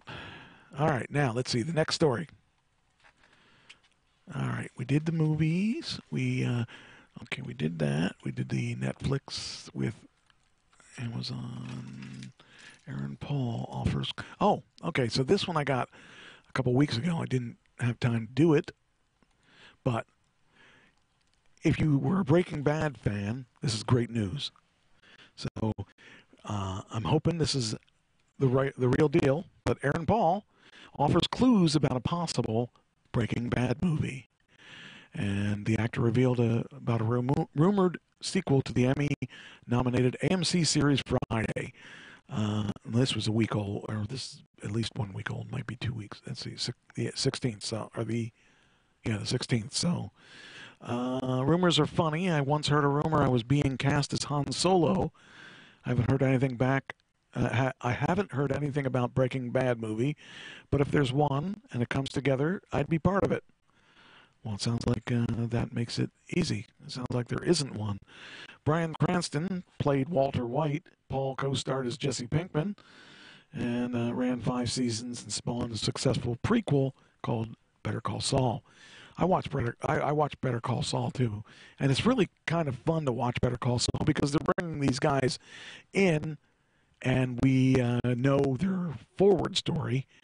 And you actually know this guy isn't going to die because he's going to show up later. So he will probably, There's also another Aaron Paul story. And this one addresses Breaking Bad. Oh, geez, this stupid thing. Come on. Stop with the ads. Okay. Addresses Breaking Bad movie reports. It has to star Jesse. I don't think that's true because we really didn't see Walter White die. And chances are he may have turned state's evidence. He may have, he may have escaped somehow. He may have, I don't know that. I mean, they could make a case for him being alive yet. So, anyway, news on the Breaking Bad movie seems to be coming in fits and starts. At the Sun Valley Film Festival on Friday, Aaron Paul didn't confirm whether he was involved in an upcoming movie sequel, which will air on Netflix and then on AMC. But did indicate he was open to reprising his role of Jesse Pinkman. Rumors are funny. I once heard a rumor I was being cast. Oh, yeah, I read that already. It says here, I haven't heard anything about a Breaking Bad movie, but if there is one and it comes together, I'd be part of it. If it were to happen, yes, I would do it. I would think it would be cool because, I mean, there's no other thing that he's ever done that has sparked any kind of fame, I would say. So, in case you haven't caught up on the TV series, Walter dies, so it has to be Jesse. I don't think that's true. I think it's not. It's not. We didn't see him die. He may be alive yet. He will be pretty beat up, and even if he had a jail term for a period of time, at some point he would be getting out of jail, and his kids would be grown and all that stuff. It's not known if Bryan Cranston, who played the main character Walter White, will appear in the film. Cranston previously confirmed the film will be happening, but would not say whether he would be involved. Per the New Mexico Film Office, a film entitled Greenbrier was scheduled to film in Albuquerque from November to February. The official description of the film states, Greenbrier tracks the escape of a kidnapped man and his quest for freedom. Fans of the series will recall that Pinkman was kidnapped by a gang of neo-Nazis and forced to continue cooking meth until he escaped with the aid of Walter White. I don't know. I'd watch it. But then again, I'd probably watch The Sopranos too. That could be an interesting one to do. I mean, think about it. The lead in Sopranos died. Tony dies, but Tony's son could grow up to be the next mobster. Who knows? I think it would be interesting, and that would be a fun one to watch. So, all right, next. Oh yeah, here's one for you. This is great. Do you remember back in the old days, Mama June from Honey Boo Boo, arrested on suspicion of drug possession after domestic dispute reports? Now, I got to tell you a quick story about her. That is back when they started this whole show with Honey Boo Boo. I remember Nigel from Georgia, my friend, my good buddy, and former producer of the show, wrote me and asked me, do I want to interview Honey Boo Boo? And I said, who? I had no idea who Honey Boo Boo was. And he offered Honey Boo Boo on this show, and I turned it down. So, as stupid as it sounds, I do regret not having her on the show, but I was so freaking embarrassed that this person would even be around, because I thought the show was a disgrace to rednecks everywhere. But I don't know. She apparently hasn't turned her life around. Now, why isn't this giving me my thing here on pop-ups? Okay. Anyway, Mama June, her name is June Shannon, and her boyfriend were busted this week for drug possession following a domestic dispute. Okay, little advice. If you're having a domestic abuse, hide the drugs. That's all I got to say. Shannon, the mother of Alana Honey Boo Boo Thompson, was arrested on suspicion of felony possession of a controlled substance and drug paraphernalia at an Alabama gas station, while Gino Doak was cuffed for possession of a controlled substance and drug paraphernalia and domestic violence. Well, that'll learn you. Details drew police to the gas station. Details about police drew about... All right, take three. Details about drew police... That doesn't even make sense. Details about drew police... Details about drew police to the gas station. Doesn't even make sense. Anyway, Doak has a lengthy criminal record and includes arrests for theft, burglary, and criminal damage to property. The couple has been dating for 3 years. Shannon's best known for starring in Here Comes Honey Boo Boo reality series. At one point, she weighed 460 pounds, but lost 300 pounds. Okay, that means she's 160. That picture is not of a woman that's 160 pounds. I'm sorry. I don't buy it. So I'm down to a size 4. Wow, after gastric bypass. Reality TV show was canceled after 4 seasons when it was revealed that Shannon's then boyfriend, Mark McDaniel, served 10 years in prison for molesting her then 8-year-old daughter. Ooh, that's wrong. Wow, I can't even. Why would you date? I don't get it. Anyway, all right, that's the I found that story was somewhat funny, though. Honey Boo Boo. Who would have thought? I would have thought she would have faded into the sunset by now, and we would never hear from her again. But I guess she's still there. 5 signs that Brock Lesnar will not be leaving the WWE after WrestleMania. So here are the reasons.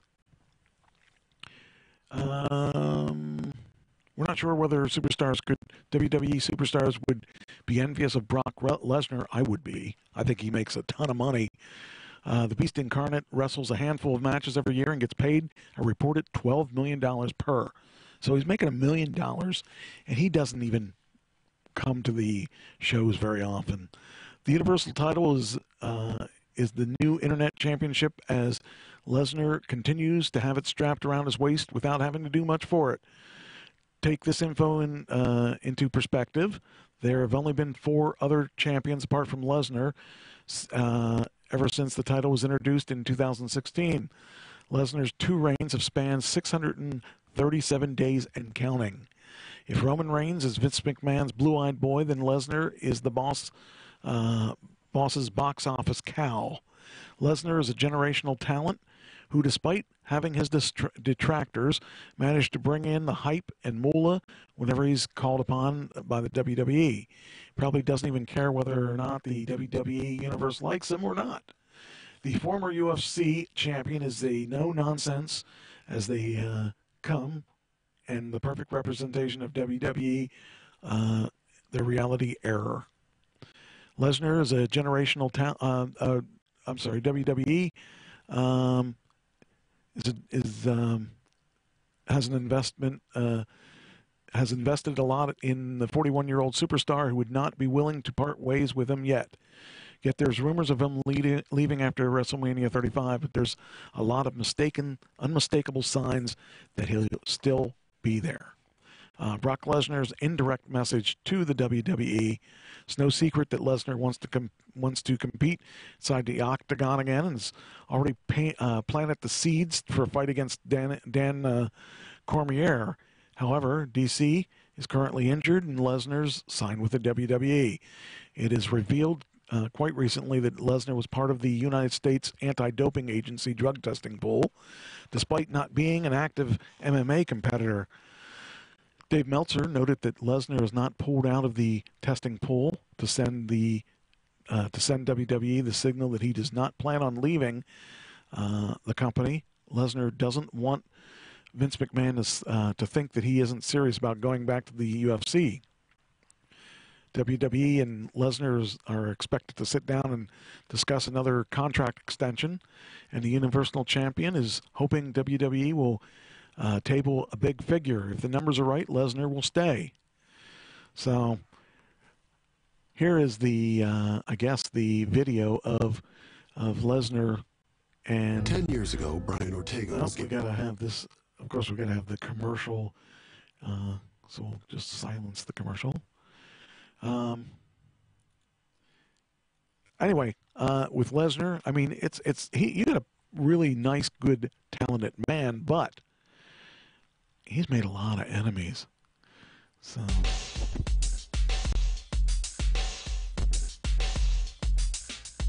this is a long one, so I'm not going to play the whole thing. Just going to play a part of it. Referee Mark Goddard has called a stop to this contest. This is where Lesnar, I think, comes out and confronts.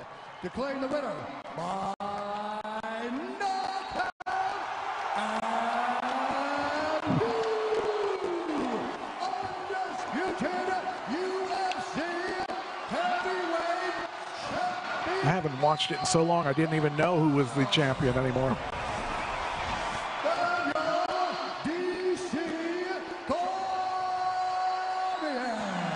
All right, so DC Cormier is in the ring with the belt, and I guess this is where Lesnar comes in and confronts him. How does that feel? Joe,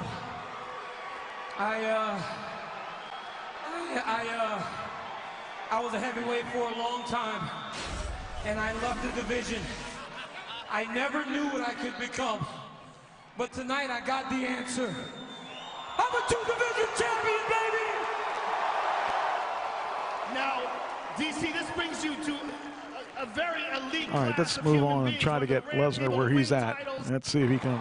Where's he coming out at here? And I've been second last year. Okay, yeah. Shut up.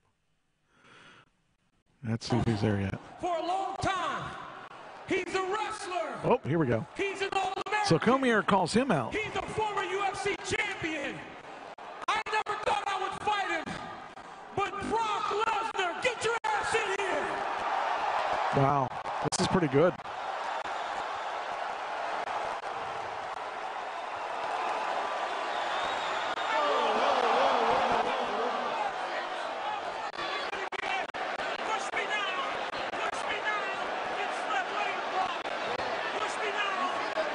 Yeah, you're strong, but everybody's strong. Push me now, you go to sleep later. He's like a whole head above him, though. I'm really surprised that he would tease Lesnar about that. It's like the Stone Age. The Stone Age. All right, folks, I'm here with Brock Lesnar. Brock.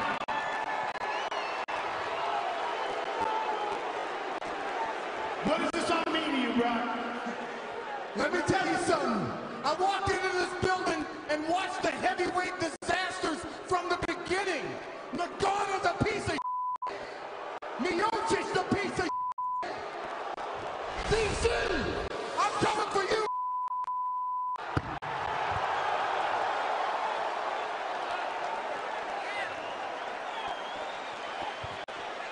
Come on. Hey, Brock, get out of my octagon. I got some pictures to take.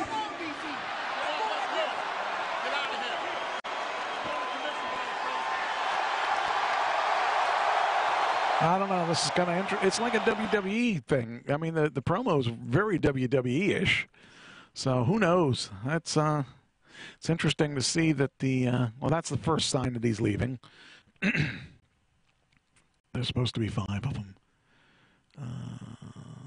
Let me share this article so that everyone can read it at their leisure. And all right, there's the one. Now we need this one, and hopefully we can put that through. The thing about Lesnar is there's really nobody like him, and so he does have a possible thing he can do about making money on that, because, geez, you look at the guys in the ring, and everybody's little. I mean, other than Strowman. Strowman's big. But the thing about Lesnar is because he held the the UFC title, you know, you got to think that it's that it kind of gives him some credibility.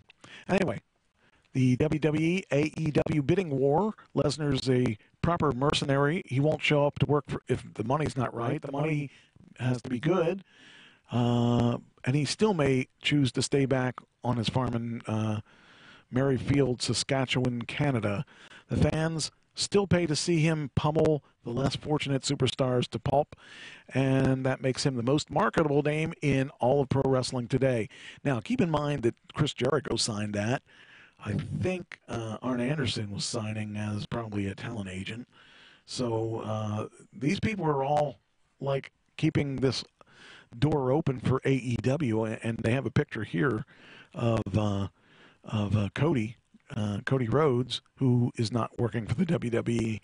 So he may, I think he's going over there too. AEW is the newest kid on pro wrestling block with deep pockets.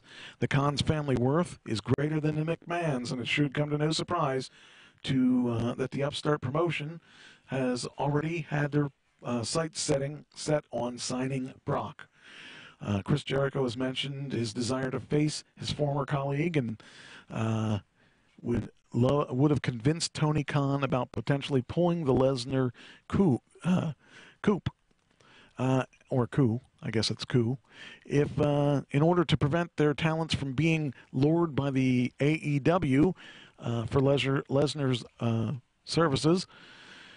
The WWE boss would put it all on the line to keep his hold of his most prized possession.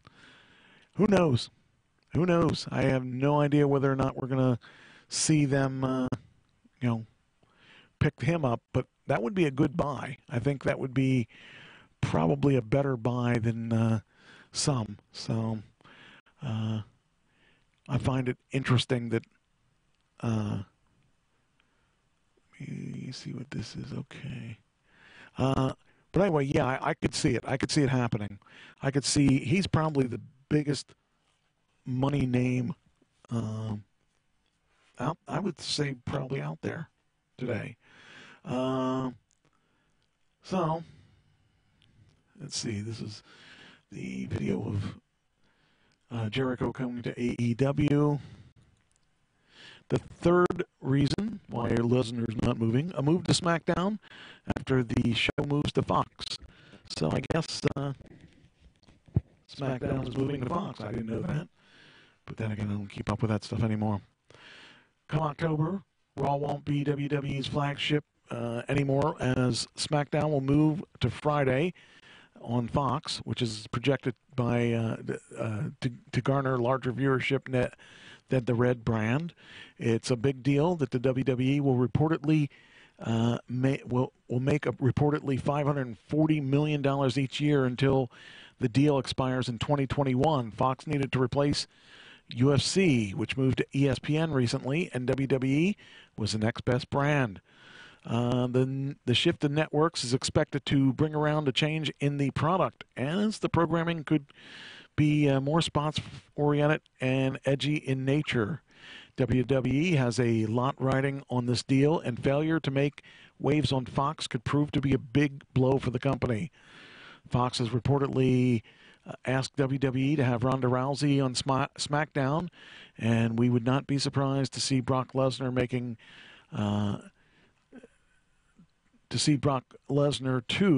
making appearances on the Blue brand to boost its ratings. As mentioned, there's a lot on the line, and WWE wouldn't want to take any chances with the new experiment. I would hate to see Ronda go down there, but I guess it could happen. Number 4, to put over a new champion in Seth Rollins. Other potential creative decisions. UFC champion Cormier is down with a back injury, so currently no timeline on his return. Dana White is very clear that Lesnar super fight is reserved for Cormier. However, it would only happen if the UFC champion heals up. Lesnar thus has some time on his hands and could decide to include a few more dates in his contract after WrestleMania 35 if WWE does offer him a ridiculous profit deal. The general consensus is that Rollins will defeat Lesnar at Mania to win the first Universal Championship. While there are many opponents for the architect after the pay-per-view, WWE could give his reign a massive shot in the arm if he has an immediate match with the Beast incarnate. WWE can't afford to lose steam after Mania, which they often are accused of, and would also need to build Rollins up as a credible champion without hurting the momentum of future champions such as Drew McIntyre and Roman Reigns. That's a clever decision. So they're talking about, I don't know. I can't see a credible way to do Seth Rollins beating Brock Lesnar, but hey, what do I know?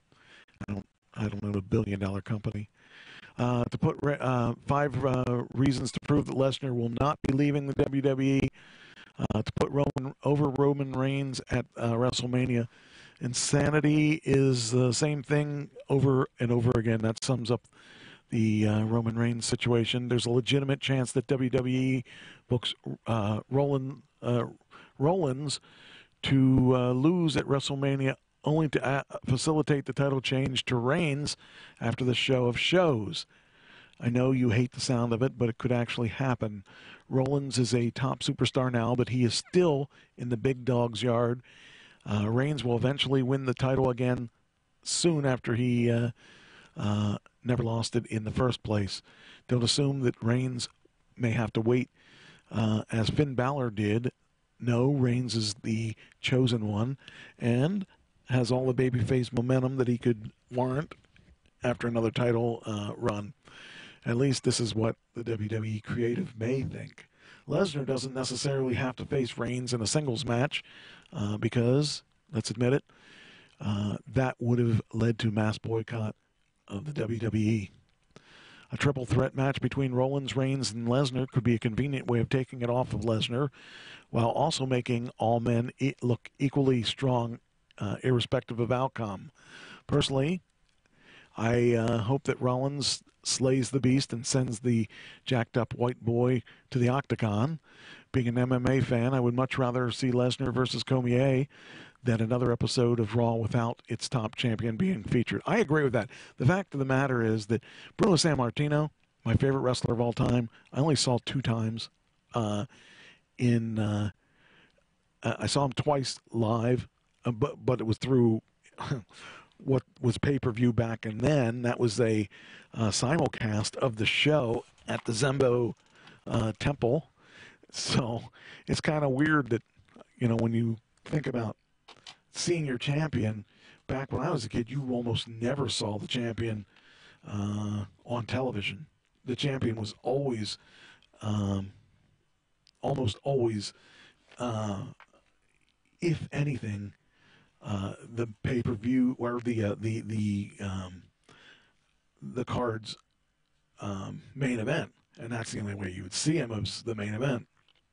So now we got champions on TV. You see them every week.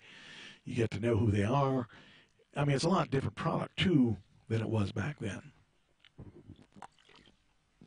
But it's kind of like one of those things you got to figure out, you got to move with the times, and obviously Vince has moved with the times. So anyway, here's a little interesting thing.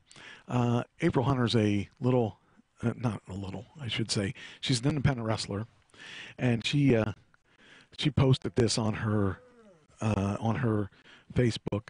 It says here, the film budget for Deadpool included an extra $10,000 so Wade could wear a T-shirt with B. Arthur's face on it.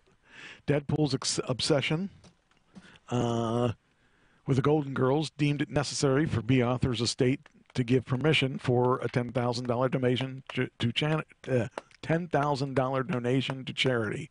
Everyone leaves happy. But that's funny when I think about that. Ryan Reynolds, Deadpool, whatever you want to call him. It's good that he has a good sense of humor. And he, as weird of films as he's been in, he would have to have a weird sense of humor. He was in a movie that was not, boy, oh boy, it was not a very good movie. It was out in, I don't even know how long ago it was. It had to be real long ago. But I was going through, I think it was HBO had it on, and it was him as just this typical guy trying to make it in today's world, and he ended up being a serial killer. He kept killing all these people and cutting their heads off and leaving it in their refrigerator. And it was supposed to be a comedy, and I couldn't get down with that being a comedy. But hey, to each their own. I just thought it was funny that she had that particular clip or information in that B. Arthur thing. So, okay, hey, guess what? I got all the stories done today for the entertainment. I'm very happy about that. Oh, wait, one more. Jordan Peele stuns us with the $70 million opening of Us. I think it did a lot better than I thought it was going to do, so it's funny. I love the other Jordan Peele movie. What was the name of it? Get Out. Get Out was the name of the other one. But this movie, I didn't get to see this yet, so I don't have any idea. I can't decide from the trailer, whether or not it's going to be good. But it probably will be, because it looks like, from what I understand, and I don't want to give any spoilers away, there's a pretty interesting twist on this movie, and it has to do with another movie. So, anyway, I will hopefully see that movie because I really like the idea of the Jordan Peele stuff. So he seems to know what he's doing. And but anyway, Jordan Peele, congratulations on your $70 million. That's more than some films made total, and you beat them. So, all right, next. Okay, do I want to do these or do I want to do this? Okay, we'll start with this one.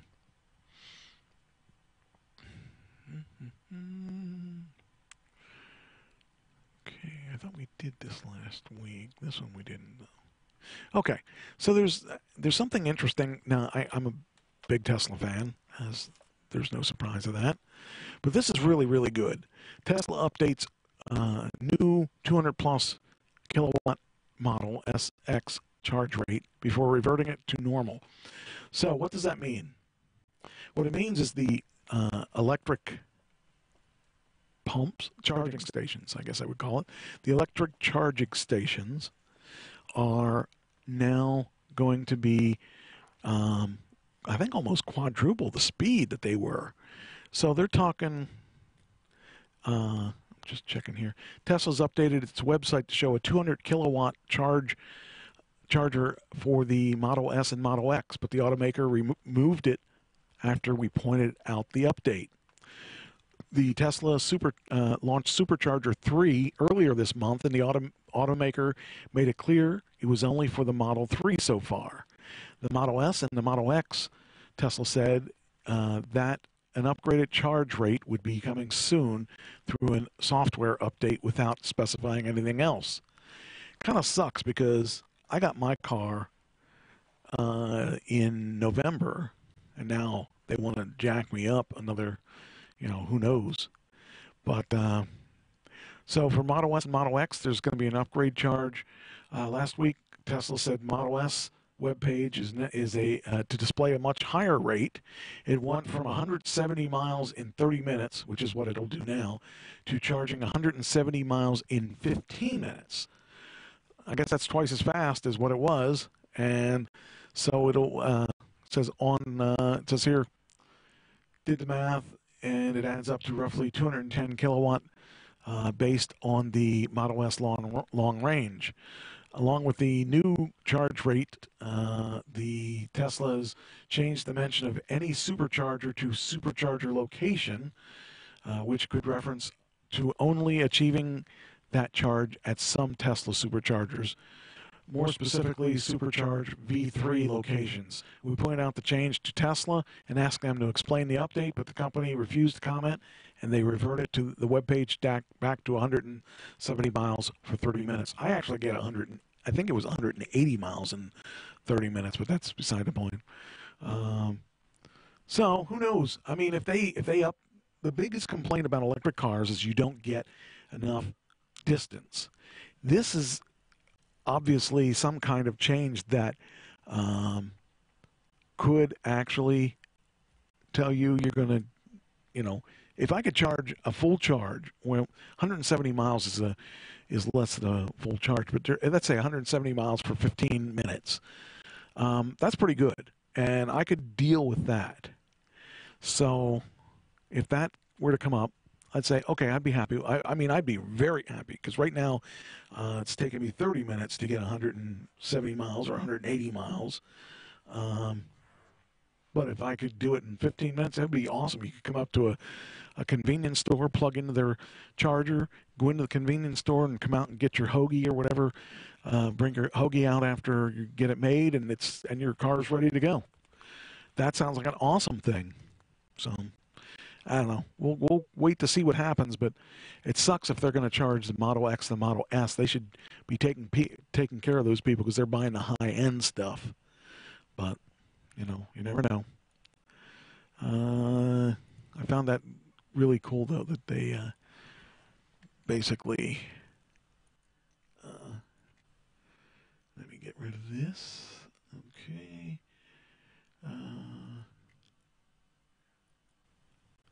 Okay. They now have a thing called the Tesla effect. It hits Germany. VW, Daimler, and BMW fully commit to EVs. I guess that's the Tesla effect. So, we got to be good. Tesla definitely started a revolution. The auto industry saw something historic happen this week in Germany. In a rare unity, the leaders of the country's three big automakers, Volkswagen, Daimler, and BMW, all agreed to that the future of German auto is the electric car. Now, Germany is really big in electric. I mean, they're about, I would say that 80% of their electric comes from solar. That's a lot different from the United States, where you're probably talking about 1 or 2%. And so, if you buy a German car and you live in Germany, you have a pretty good chance of finding an electric charge station somewhere. But anyway, it says the deal did not come easy. Volkswagen CEO caused waves among German automakers and suppliers after he called the widespread adoption of electric cars and mass investment in EV charging infrastructure. The VW CEO's proposal was bold. He wanted the German auto industry to focus solely on EVs, and that he would be evaporating billions to do so. The proposal was met with a lot of criticism, both from fellow automakers and suppliers. In response, Volkswagen threatened to leave the industry lobby group associate, and its refusal to commit to electric's first strategy. BMW's CEO, Harald Krüger, it was particularly critical of VW's proposal, which resulted in industry's insiders described as heated talks between the two executives. Krüger's reservations are understandable. Volkswagen's demands do not favor BMW. One of Dies's requests called for free charging benefits for electric car owners whose vehicles cost less than 2,000 euros. This benefits VW, which is aiming to produce an affordable electric car. And as usual, I mean, VW was the first guy to go out there with like the Bug and all that stuff and make it cheap. And so, I mean, that seems to be their agenda, even though they have high-end cars, but they also have low-end cars. So, despite all that, a short but meaningful call has sealed the deal for Das Auto's electric car initiatives. Insiders from news publications noted that after 10 minutes, the Volkswagen, BMW, and Daimler CEOs were practically on the same page, and by the end of the 40-minute conference, the three executives have found middle ground. The representative of the VDA dubbed the meeting as constructive. So we're going to probably see those guys really pushing hard for electric cars, because basically they're more reliable than gas cars, and there's not much to them. I mean, you think about it, you got a battery, and in the case of mine, 2 electric motors and electronics for running the car. That's you don't have as many parts to worry about as far as, and you don't have to worry about gasoline and issues with that. So I just think, I mean, I've been on that page since I, started researching electric cars, that we need to take advantage of the technology that's out there.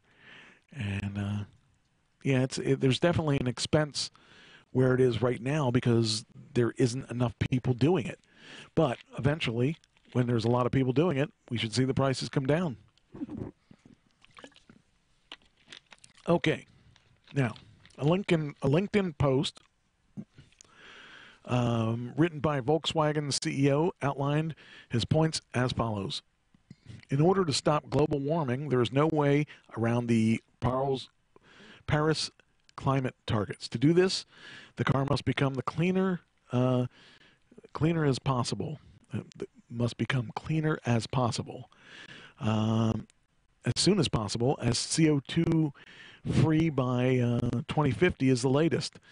E-mobility is the only technology that's feasible from today's perspective. I'm convinced that if we concentrate on being the leading technology of electromobility, we will achieve both. The car will become cleaner, and in short term, the CO2 term in the long term, and the company of Germany will be the leader.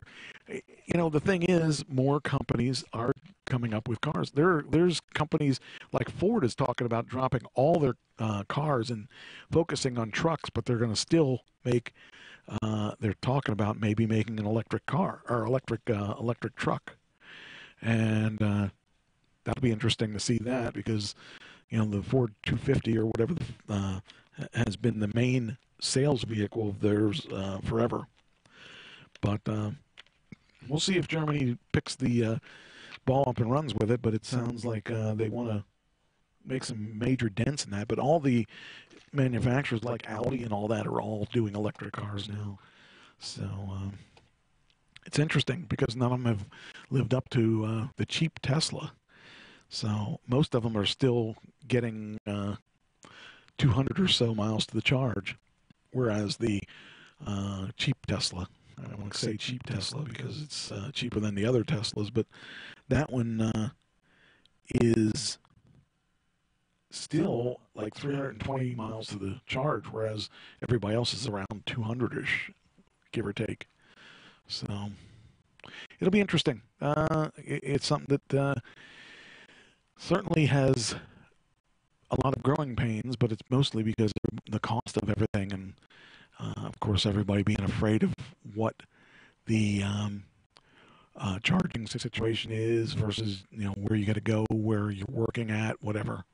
So I don't know. It could be interesting. It says here, while Germany's commitment to electromobility, that's a new word, is undoubtedly impressive, it should be noted that the developments and milestones of the electric motor and electric car batteries over the past years and are the catalyst of initiating this change. They really have come. If you remember the early cars, they were lucky if they got like 10 or 12 miles to the charge.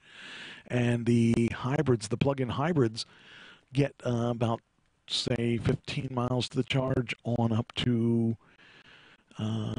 48 miles. I think the Chrysler, the one van, the Pacifica, the Chrysler Pacific got 48 miles or 36. No, 48, I think, 48 miles to the charge. And then the Leaf got like 75 miles to the charge. And, just really wasn't compelling for people to buy electric cars. Plus, the cost of the car was significantly more, and so now they got to find a way to make it a little more even ground. The nice thing is I haven't paid for any kind of power for my car since I got it, and strangely enough, I thought I was. I was looking at there's this charging station I use called it's on Tigman Street, and I went down there to see a friend of mine, and we just went out and hung out for a while, went to a movie, and just kind of, I haven't seen her for a while. And while we were down there, we like ate at the Red Robin and stuff like that. And I didn't think anything of it. And I was going through my credit card bills, and I thought I saw a charge from Tesla.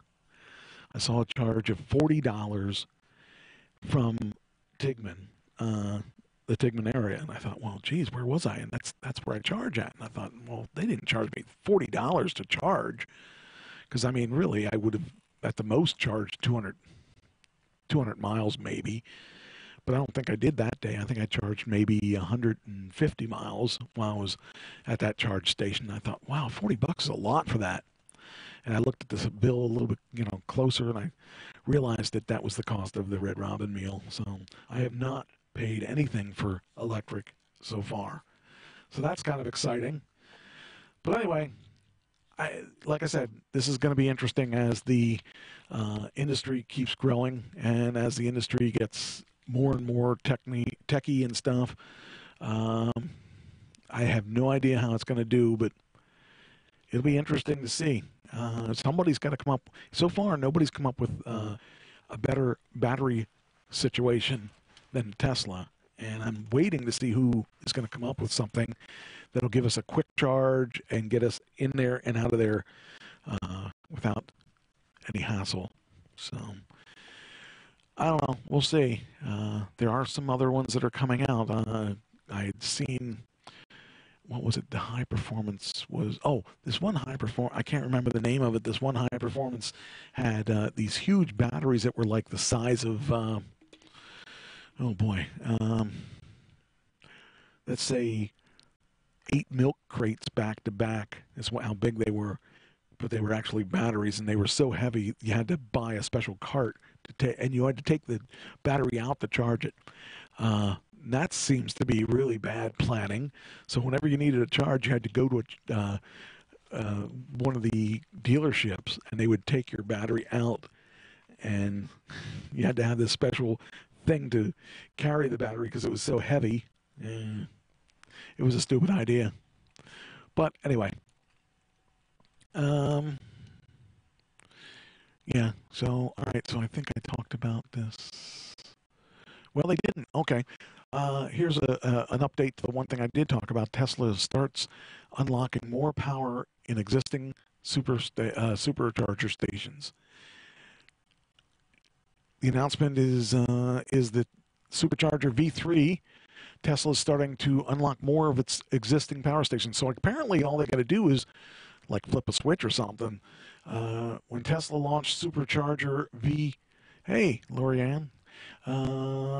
When they launched the Supercharger V3 earlier this month, it introduced an improved charge rate of 250 kilowatt. Okay, I was talking about that a while ago.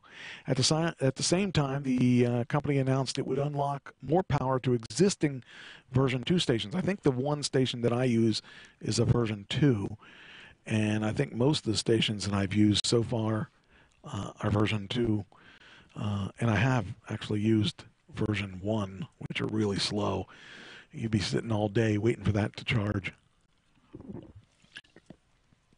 It said here, we already knew that stations were able to deliver that charge, but the vehicles were believed to be the bottleneck. It says here that the Model 3 vehicles can charge up to 250 kilowatts, even 256 in some instances.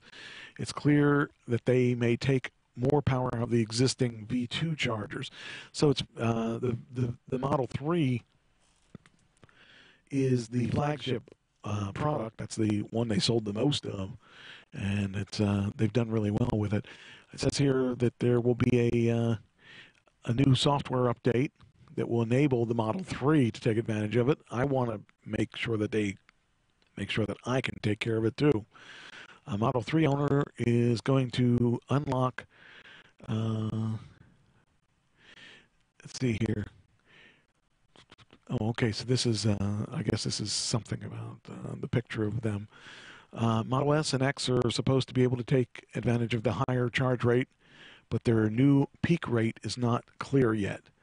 The update on the SX charge rate to the new 200 kilowatt capability on its website, but what happened is they put it on the website too soon, and everybody got all excited about it, and then they withdrew it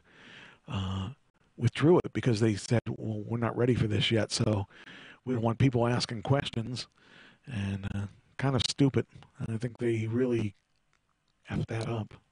So anyway, what do we got here? Okay, we still got time. Good. I got lots of stuff. All right, let's see here. All right, there. Okay. Okay, so that's all done. So I finished that category. That's 2 categories in a row that I finished. And this is funny. Trish found this article, and what makes me laugh about this article is that I said before that dogs know if you're a good person or not. And So I get this article from Trish today saying dogs know when there's a bad person and when there's a good person. And I had it happen to me really kind of recently, a couple of years ago. This one guy came to my door that I had gotten, I was getting my water pump replaced for my house. And the guy came to the door, and my dog lunged at him. Now, my dog has not lunged at anyone for probably 5 years.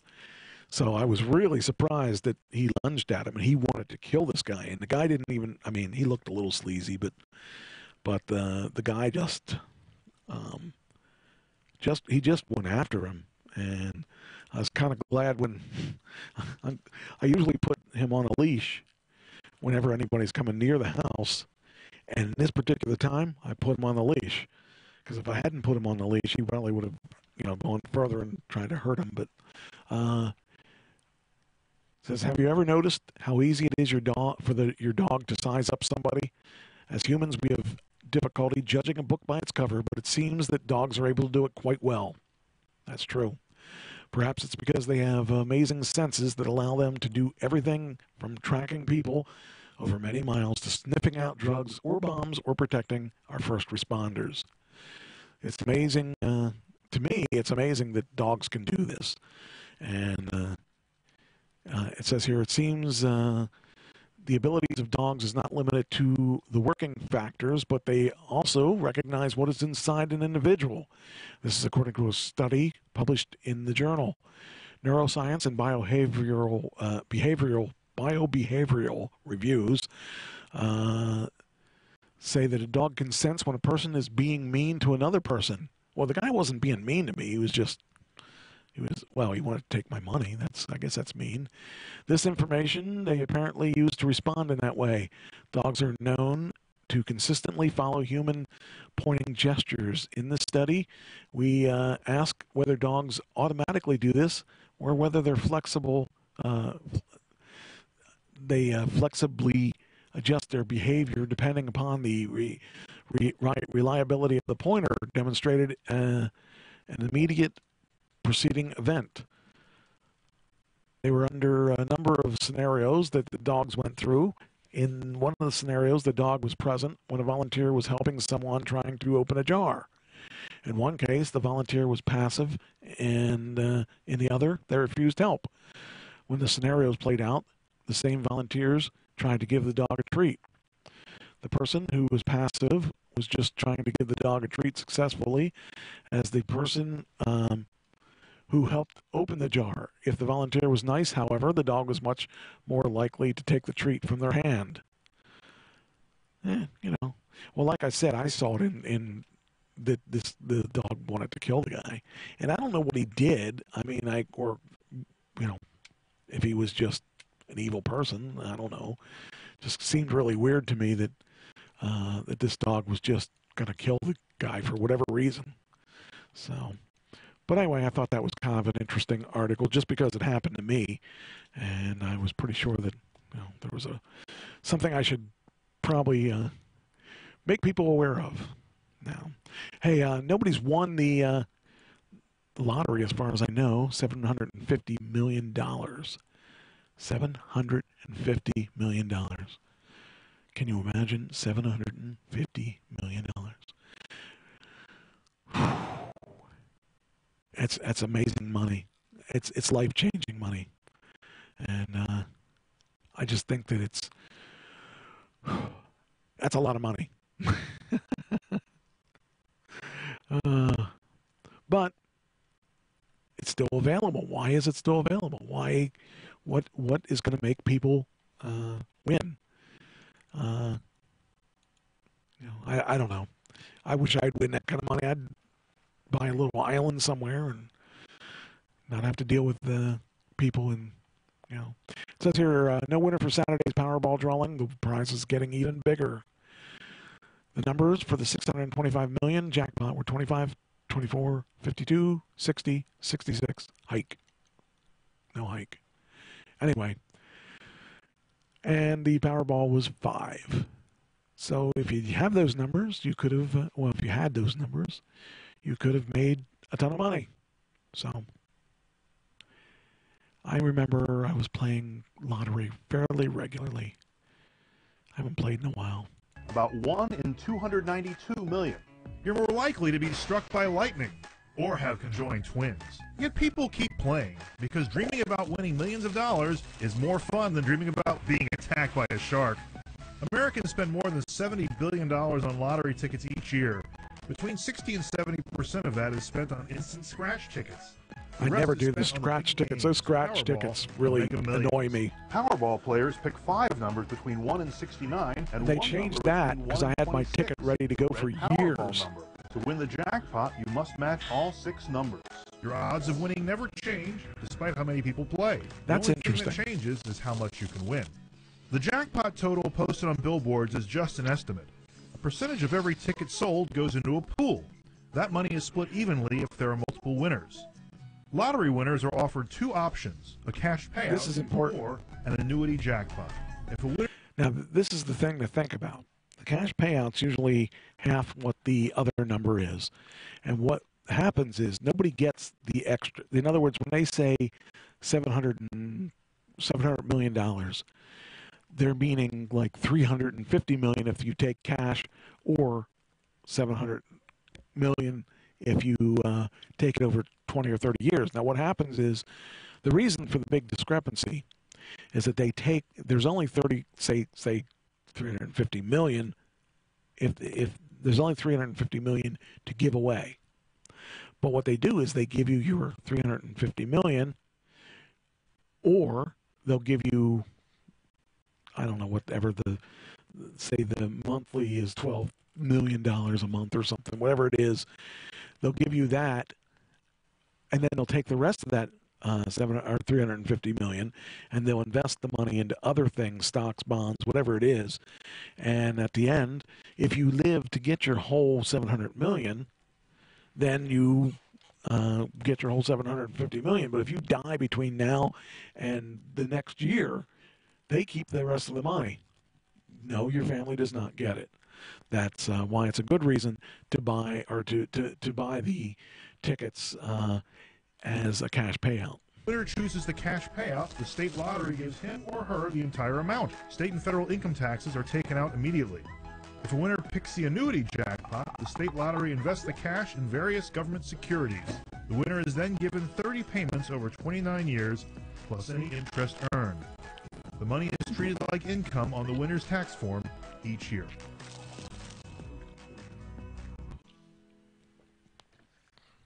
So there you go. I like that. Actually, I saw that before, and I thought it looked familiar, but I guess I didn't have to actually explain.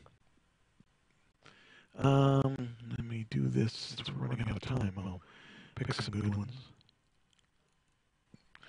It wasn't long ago we had our friend, the giraffe, April the giraffe, gave birth. Well, guess what? It's a boy. April the giraffe gives birth again. The whore. You would think the giraffe would know better. You can't trust the other giraffe. You shouldn't give it up for just another giraffe. So recently, my son's... Shut up. So, you got to see it again. There's actually a link. I wonder if I can post. I might be able to post the link. I think I can post the link. Wait a minute. Hold on here. I want to post the link for you. I can't get it. Here we go. There we go. All right. So, here's the YouTube link for... Oh, no. Wait, where's that? Oh. Okay. I guess this is only the ABC stuff. If you look at the links that I give out, it'll be in that page of the giraffe giving birth. I don't know why anybody would want to watch that, but you can watch it. Where Where is it? There it is. There it is. Okay. Then we'll... oh, it didn't go away. Go away. Okay. Oh, here was weird. We talked about the Parkland suicide. Here we talk about the father of a Sandy Hook victim dies from an apparent suicide. Boy, I just, I saw that Parkland thing, and then I saw this guy also. Thought, man, a lot of people are dying because of suicide. Says a father dedicated to help prevent mass shootings after his daughter was killed in the Sandy Hook massacre has died of an apparent suicide. That's just so sad. I just don't even know. I mean, you're talking about some people who you talk about their life was really, really destroyed. I'm sure after losing your daughter, that would be about as destroyed as it could possibly be. This is just sad. 49. He was 49 years old, and he killed himself because of his daughter. Because he couldn't deal with it. I mean, losing someone that's close to you can really mess you up. When I lost Pam, my wife, I still messed up, to be honest with you. But most times, I'm great. I'm able to handle things. But it took a long time to get to that point where I could deal with her being gone. Connecticut found the body of Jeremy Richmond this morning. His daughter, Abiel, was killed in the Sandy Hook Elementary School shooting back in 2012. Richmond died of an apparent suicide inside the building that housed the foundation he dedicated to his daughter and also to mental health issues. Just on Saturday, a second Parkland, Florida student died of an apparent suicide. The student's name and age have not been released, but authorities do confirm I already did that story. But that's so sad because you think about it, and he died because of his love for his daughter, and I can relate to that because of my love for my wife. It took me a long time to deal with everything. This is weird.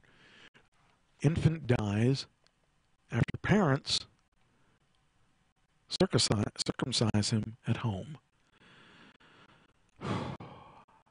I don't know why would you do that in this day and age? I just can't fathom that. Because this day and age, there's no reason that I can think of. I mean, I guess there is possible reasons, but just is too strange. An infant boy in Italy has died as a result of circumcision performed by his parents at home. The ANSA news agency reported that the 5-month-old baby was brought to the hospital by helicopter in cardiac arrest and died that night.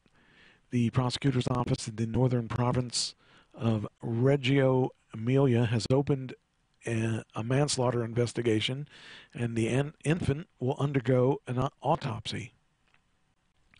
I just can't even imagine. Tragedy follows a botched home circumcision of a 2-year-old who died of severe blood loss in December in Rome. In that case, his twin brother already died too, but he survived following intensive care treatment. Circumcision is not practiced among Italy's Roman Catholic majority. Many immigrants in Italy are Muslim and practice circumcision for cultural and religious reasons, but sometimes have trouble accessing the practice in hospitals. That's just sad. For some, the hospital costs are high. Also, in some Italian hospitals, doctors refuse to perform circumcisions until the boys have reached the age of 4 or older. I just don't even, it makes no sense to me on that. So, seems like a pointless thing that, and they're going to have to live with the fact that they killed their kid. So, okay, getting down here to the end. I got a story to end with, so I don't want to do that one yet. It's pretty good. Let's see here. All right, we'll try. You know, for the past several years, my doctor told me to take a baby aspirin to prevent a heart attack. It's no longer recommended for older adults. Now, I just don't understand. Make up your mind. Do you want me to take this thing or don't you? I actually don't mind because I actually, since I retired, keep forgetting to take them. But if you're a healthy older adult looking for ways to reduce your risk of heart attack and stroke, don't turn that. Hi, Nick Dean. Haven't seen you in a long time. Don't turn that old age standby. Daily low-dose aspirin. It's no longer recommended as preventative for older adults who don't have high risk of existing heart disease. So they're saying now you don't really need to take this low-dose aspirin or baby aspirin, and I just think it's quite a bit different from when they were originally telling us all that we got to take it, but now they're not telling us that we'll have to take it. So, just looking on here, I have, there you go. Okay. But it makes me wonder, like, why there's a discrepancy between the one person saying, now we need this and now we don't need this. So, this is weird. Are eggs good or bad for you? Makes you really, really think. Do you want, because we're always told that you should eat eggs if you're on the Atkins diet or something like that, and be careful how many eggs you eat, and you can't eat the yolk, and there's a new study, and it's linked to heart disease. The new study links eggs to heart disease. And that's a big difference from before when they were talking about, I guess, cholesterol. Well, or maybe that is altogether the same. I don't know. Could be. But now they're saying that it's linked to it. So, one day you can eat this, one day you can't eat this anymore. Eating 300 milligrams of cholesterol eggs increase the risk of heart attack, heart disease among American adults. Are eggs good or bad? The debate continues. Cholesterol is a common nutrient in the human diet, and eggs are a major source of daily cholesterol. The study included 29,615 participants in 6 different U.S. cohorts collecting data between March 25th, 1985 and August 31st, 2016, and a follow-up of 17 and a half years. Researchers investigated for an association between dairy cholesterol, or milligrams per day, and egg consumption, the number of eggs per day, and the likelihood of forming a cardiovascular event. Results show that 300 milligram increase in cholesterol intake each day was associated with 3.24 higher risk of having a cardiovascular event and a 4.43 higher. That seems like so minor. 3%, 4% seems like it's not even really. It's like saying if I throw the egg on a pillow, it might break. There's a 4% chance that it might break. That's such a small chance. I think that's a worthless study, if that's the case, because you really can't tell from 3%. All right, the last one of the night. I think everybody will enjoy this one. So, sometimes some people are meant to be thrust into things. Some people can't just, no matter what they do, it's not going to work out the way they want it to work out. In this case, a Kenyan science teacher who gave most of his earnings away has just won a $100 million prize. The guy is being forced to be wealthy. He has no choice. They're not going to let him give this money up again. Well, maybe, I guess he could give that money away like he gave the rest of the money away. But I think it's funny because, he gave all of his money away and they're giving him more money. So I guess that's going to be a problem. But here's the story. Peter Tabachi.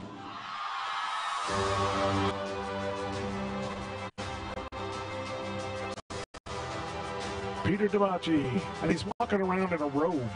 I feel great. It's I can't believe it. I feel so happy to be among the best teachers in the world, being the best in the world.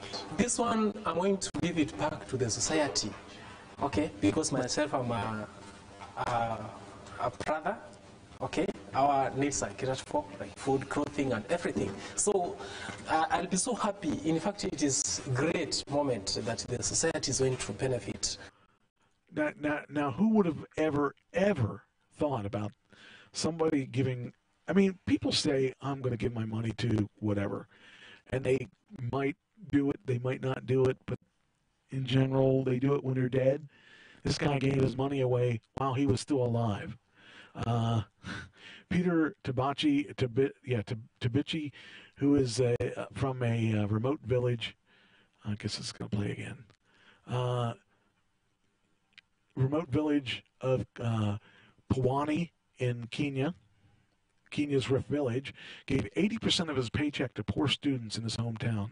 80%. Could you imagine giving 80% of your money to, that's not child support, to other people just because you feel you make too much money? He was awarded the annual Global Teacher Prize on Sunday for his commitment to the students at the government-run schools and is credited for helping many of his pupils stay in school, qualify for international competitions in science and engineering, and later attend college despite the challenges they face. Most of his students are disadvantaged families, and it's been a challenge to convince the local community of the value of education. At times, when I reflect upon the challenges they face, I shed tears, he said, as one of his students, he said of one of his students at his acceptance speech. 36-year-old was selected out of 10,000 applicants. Plans to use his $1 million prize to help feed the poor and improve the school, which has only one computer, shoddy internet access, and no library or laboratory. In addition to classrooms are crowded with as few textbooks as possible that are available.